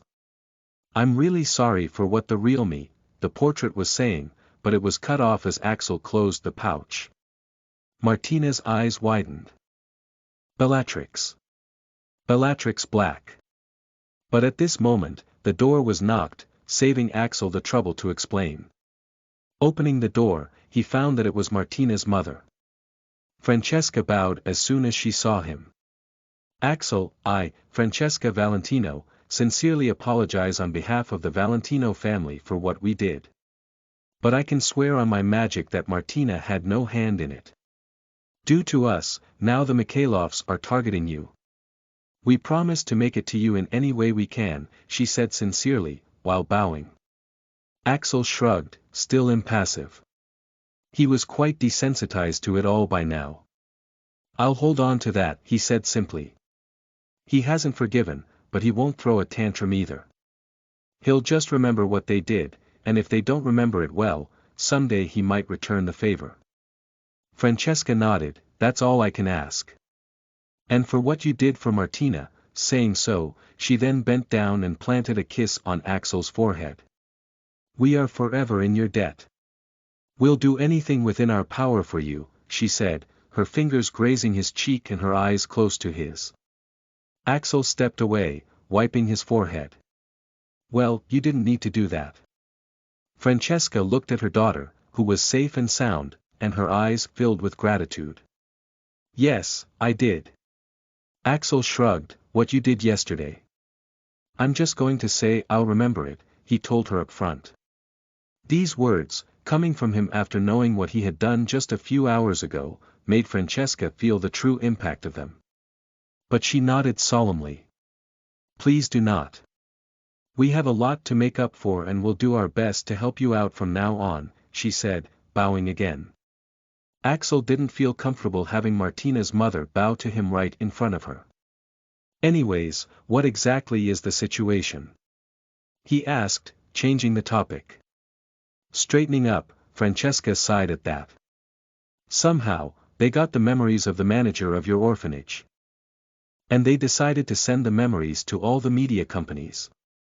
Instead of trying to bribe a few media companies to publish false news about you, which we could have easily stopped, they decided to hand out the true information, the authenticity of which can be verified, to each and every outlet, letting them tear into you on their own.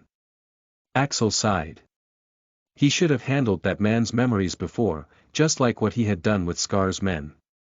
Johnny Scar, the man who gave Axel the scars on his face, had been brutally killed by Axel last Christmas. And after getting healed and getting legitimacy, Axel had tried out his newly acquired skill on his men which he had left alive, making sure to erase all their memories as well. He couldn't have done such delicate work while he was still crippled. He wished he could have done something similar for the orphanage manager, but he didn't think it was any trouble since he didn't know that memories could be turned into videos and images like this, or that someone would go through the trouble to spread it like this. Francesca shook her head, but you don't have to worry. We have just made our statement, giving you our full support, and your situation is getting under control. Some damage is already done, but now everything is stabilizing. Your other backer turned out to be very resourceful, she said suggestively.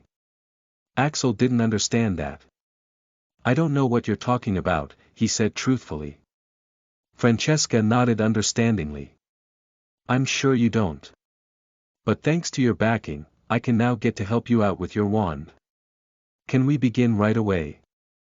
Really? Axel sighed. His wand. The thing he had gone through all this trouble for. Fucking finally, he muttered, not even caring about his language. With his background revealed and what had already happened, he didn't need to pretend to be civil anymore. Francesca nodded, turning to leave the room. If you will please follow me. She asked curtly. Martina also began walking. Let's go. You'll love the place we're going to. Axel looked at the Magi mirror in his hand. He wanted to check out his messages, but well, it could wait for a few more minutes, right? He was sure Daphne was just worried about all the news. An. Did everyone see the image? If you haven't, here it is again. Give me power stones. Next chapter. New wand, I need to go back to Britain, right now. Next. Daphne next.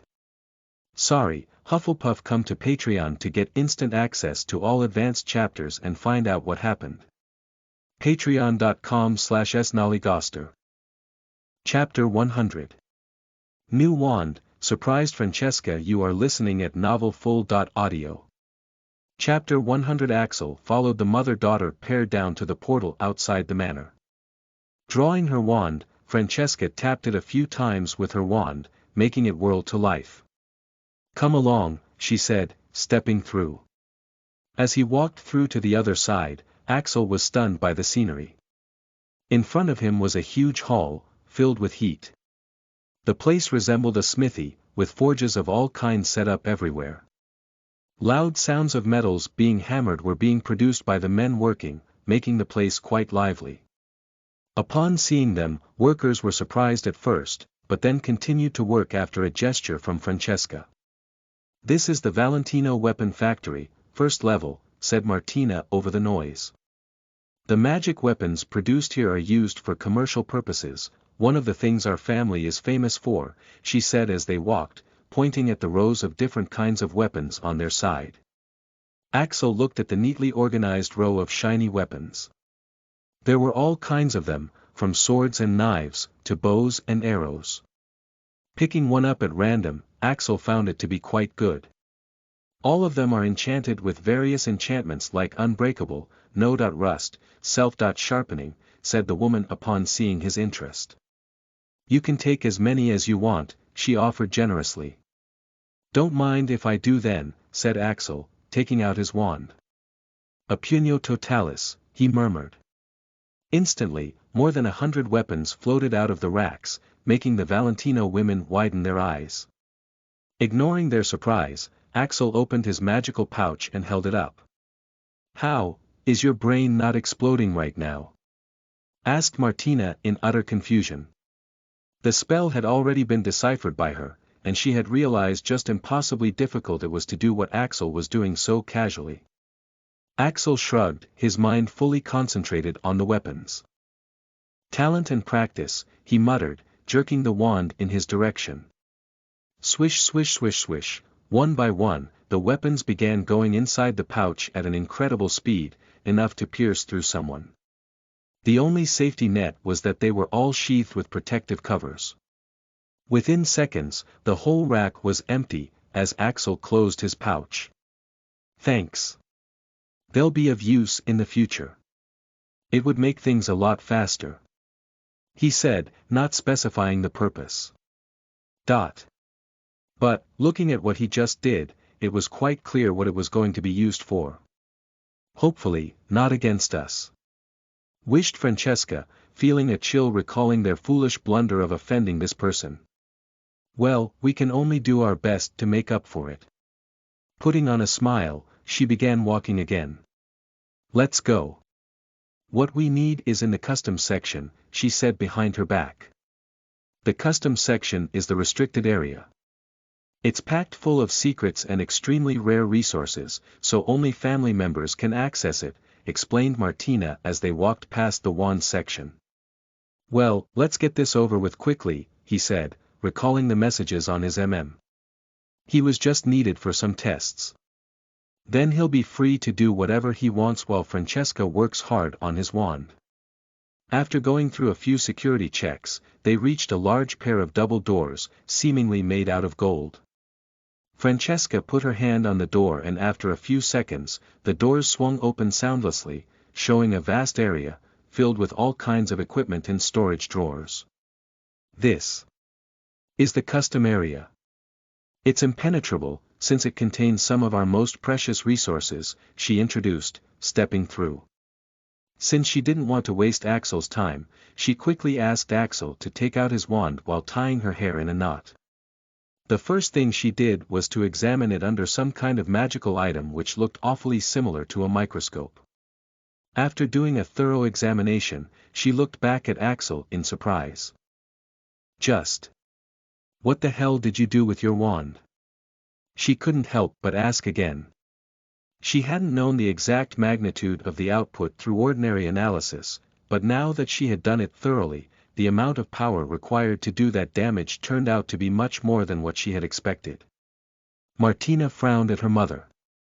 "You can't ask, Mom," she reminded warningly. "Why can't we start already?" Francesca was once again surprised at her daughter's fierce protectiveness towards Axel. Though it does make sense now since Axel had just saved her from a terrible fate. She has already grown up, she thought, feeling like it was just yesterday that she was claiming she would never marry. Shrugging helplessly, Francesca got behind a row of magical equipments, beckoning Axel to stand in front. "Please stand here. I need to run several tests before we get started on customizing your wand." Axel looked at Martina, who nodded reassuringly. "All right." Francesca ran several tests on Axel, evaluating him with her critical eyes. From time to time, she would show astonishment and approval, sometimes nodding to herself, but Axel just stopped trying to interpret her gestures' meanings after a while. "All done," she declared after a while, as she waved her wand, summoning several precious materials from the drawers. Putting his wand on a pedestal, she got to work, slowly dissecting it. "The first step is to decide the operation of the core. Your current core is cherub hair, which makes your situation quite unique," she said, launching into an explanation. "Cherub hair cores aren't that popular to begin with. Generally, it doesn't enhance your spells much, but as your bond with your wand strengthens, the powers of the wand increase proportionally. But, this is where the peculiarity lies," said Francesca, pausing in her explanation. "What is it?" asked Axel, also looking at the slow dissection. "Usually, the increase in power is not very significant, since the strength of the bond is not much. Cherub wands are very hard to please. If that was the case here, your wand would have already been destroyed. But somehow, your bond is not only stronger, it's somehow stronger to the point of being able to withstand that much amount of power without getting utterly burned.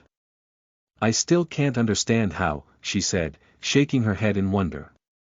Axel didn't say anything, even though he knew the reason. His bond strength was so high because he had been following the system's instructions on this. "So, it can be fixed, right?" he asked for confirmation. Francesca smiled, as she gave him a nod. "Not only that, we can also upgrade your wand significantly, so that it can handle a lot more power than before." Axel's eyebrows shot up.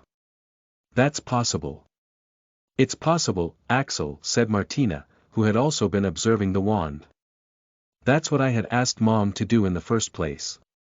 Your bond is quite strong, but the material that's made up your wand is not able to withstand your magic. The wood does not suit you anymore, and cherub cores aren't strong enough. So, we need to change the wood of your wand, and make the cherub core stronger and more durable, so that you can cast stronger magic without damaging it." This is what she had wanted to do from the beginning. But the procedure was so difficult and exclusive that outsiders don't even know about it, let alone having their family do it for them. She had been very glad when her mother had agreed to do it for Axel, but now she felt it was the least her mother could do. Axel nodded slowly. "So, what kind of wood are we using? Will it be possible to use that one?" he asked, looking at Martina. Martina brightened up at that. "Actually, I had started my research the moment you gave it to me, and I have to say, I've never seen anything like it," she said, taking out the piece of wood that Daphne had given him. As soon as she took out the wand, Axel could feel the magic radiating from the wood. Activating his arcane eyes, he could see that Martina had actually made some progress in unsealing it. "What in the Pluto's name is that?" asked Francesca, looking at the wood in astonishment. Martina just smiled as she handed the wood. "It's one of the gifts Axel got for Christmas. Just check it out," she said knowingly. "My gods." As expected, Francesca's surprise kept intensifying the more tests she ran. I've never seen anything like this. It is emanating a strong amount of light magic," she said as she looked at Axel. "It's actually perfect for your wand." "Really?" asked Axel in confusion. Martina nodded. It is. Cherubs are small magical creatures, very much like pixies and fairies. They are light magic-oriented and very weak. So, the core of your wand is also weak. But, if we use a small amount of this wood in your wand, we can also strengthen your cherub hair core with it, she explained. But there's one problem, said Francesca, summoning out several more materials from the drawers. Axel sighed. Of course it can't be that simple. What is it? Francesca looked at the material she had summoned with a difficult expression. This wood, combined with the cherub core, makes your wand far too much orientated towards the light magic. I don't suppose your dark spells were very effective before this? She asked, looking at Axel. Axel had to agree to that. The dark spells he had tried weren't all that powerful, so he had stopped using them. Francesca sighed. Then you will be completely unable to cast them if I use this wood. I don't have any material that is strong enough to neutralize its light attribute. Actually, it would be really helpful if you happen to have body parts of an extremely dark creature. It would be even more helpful if it has aged thousands of years, said Martina, giving Axel a sneaky look. Axel understood her hint, taking out a basilisk fawn from the depths of his pouch. I have a 1,000-year-old basilisk body. Would it do? What? Francesca just looked at him for several moments. Did you just say? A basilisk. A 1,000-year-old one at that. But since when has Axel needed to explain anything? You heard what you heard, Mrs. Valentino. No need to ask questions. Putting his hand in his pocket, he took out another pouch made out of dragon hide, from which he slowly withdrew a small, black stone. What is this? Asked Martina, taking the stone from him. Careful, he warned, but she touched it anyway. Wah! Martina almost dropped the stone to the ground, as she backed away from it in horror. Axel caught the stone unhurriedly, giving it to Francesca. Take this as well. It might be of some use. That's. Martina was tongue-tied after realizing what the familiar horrible sensation she just felt from the stone was. The power. It was quite similar to the one she felt on the night of Halloween. Axel gave Martina a nod, confirming her suspicion. At the night of Halloween, the Demogorgon wasn't completely destroyed. It did leave something behind. Axel had spotted it using his arcane eyes, and taken it as a compensation for his wand. Francesca was quite unnerved by the stone in the beginning, but she didn't freak out like Martina, only looking extremely confused as she began examining the stone. Clink clink, but then suddenly, she dropped her equipments, backing away from the stone as if it would kill her. My gods! I don't believe it. Axel's brows furrowed. You know what this thing is? This was unexpected. This was a creature from another world after all. Francesca nodded, her mind jogging up her memory. I think I do, but I thought these things only existed in rumors. If I'm not wrong, it's a dark stone obtained from slaying a Demogorgon. How do you know that? Axel couldn't help but ask. If she knows about this, then it means that there has been a precedent to a Demogorgon entering this world. What? So it really is a dark stone. Francesca really freaked out this time. Axel had never thought he would see the day that the always stoic Martina's mother would have such intense reactions. Even Martina was looking at her mother like she was seeing her for the first time, but then she couldn't help but shake her head ruefully in understanding. Hadn't her situation also been the same? No matter how mature and knowledgeable, people will lose their shit when it comes to Axel. Mrs. Valentino, said Axel, waving his hand in front of the stunned women who seemed to be lost in thought. What exactly do you know about this? He asked. Francesca looked at Axel for a long time. How do you, sigh, you really are a boy of wonder, Axel. She murmured, shaking her head. How long has it been when she had been this surprised and curious about something? And the most maddening prospect. She can't even satiate her curiosity. Activating her acclimacy, she regained her original look. I'm not feeling very inclined to share the details, but suffice it to say it has happened long in the past, and you don't have to worry about a demogorgon showing up anywhere in this age, she said tersely, getting back to working on his wand. You. Seeing her mom being so petty, Martina looked at Axel with a look of worship. You actually managed to piss off Mom, she murmured in wonder, letting out a giggle. That hasn't happened since forever. Axel wasn't so pleased with the situation. Is there anything else you need me for? Quickly get it done. I have something to do. He said, taking out his Magi.mirror.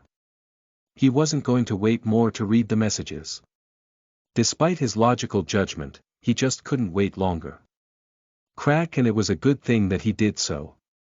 Because as soon as he opened the messages, the screen cracked under the pressure he unconsciously put on the Magi.mirror. Axel. What happened? Martina was alarmed. Axel took a deep breath, closing his eyes.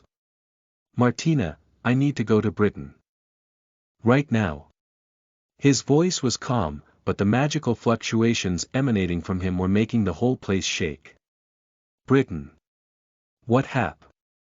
Axel cut her off. Martina. Now, he said, opening his eyes. But they were not the usual amber eyes. They had turned sea blue. Francesca had already gotten a better grasp at the situation. She took out the portkey ring from her pouch, activating it and giving it to Axel. Here. You will need to press the button after getting out of this room. The portkey is restricted here, she told him curtly. Thanks. Taking the portkey, Axel gave her a nod of genuine acknowledgement. He was grateful she was willing to do this despite the previous situation. And if you really want to know, I killed the basilisk, and the demogorgon. That's how I have the materials, he told her, nodding at the dark crystal and the basilisk fawn lying on the table. With that, he disappeared from the spot, followed by the opening and closing of the door. At once, the two women looked at the door in alarm, before looking at each other, each mirroring the surprise in the other's eyes. Did someone just casually break through their impenetrable room's defenses? AN next. Daphne next. For the record, I'm single next. The Way of Water unlocked. Read ahead and support me on Patreon. Patreon.com/snollygoster. Thanks for support. Power Stones.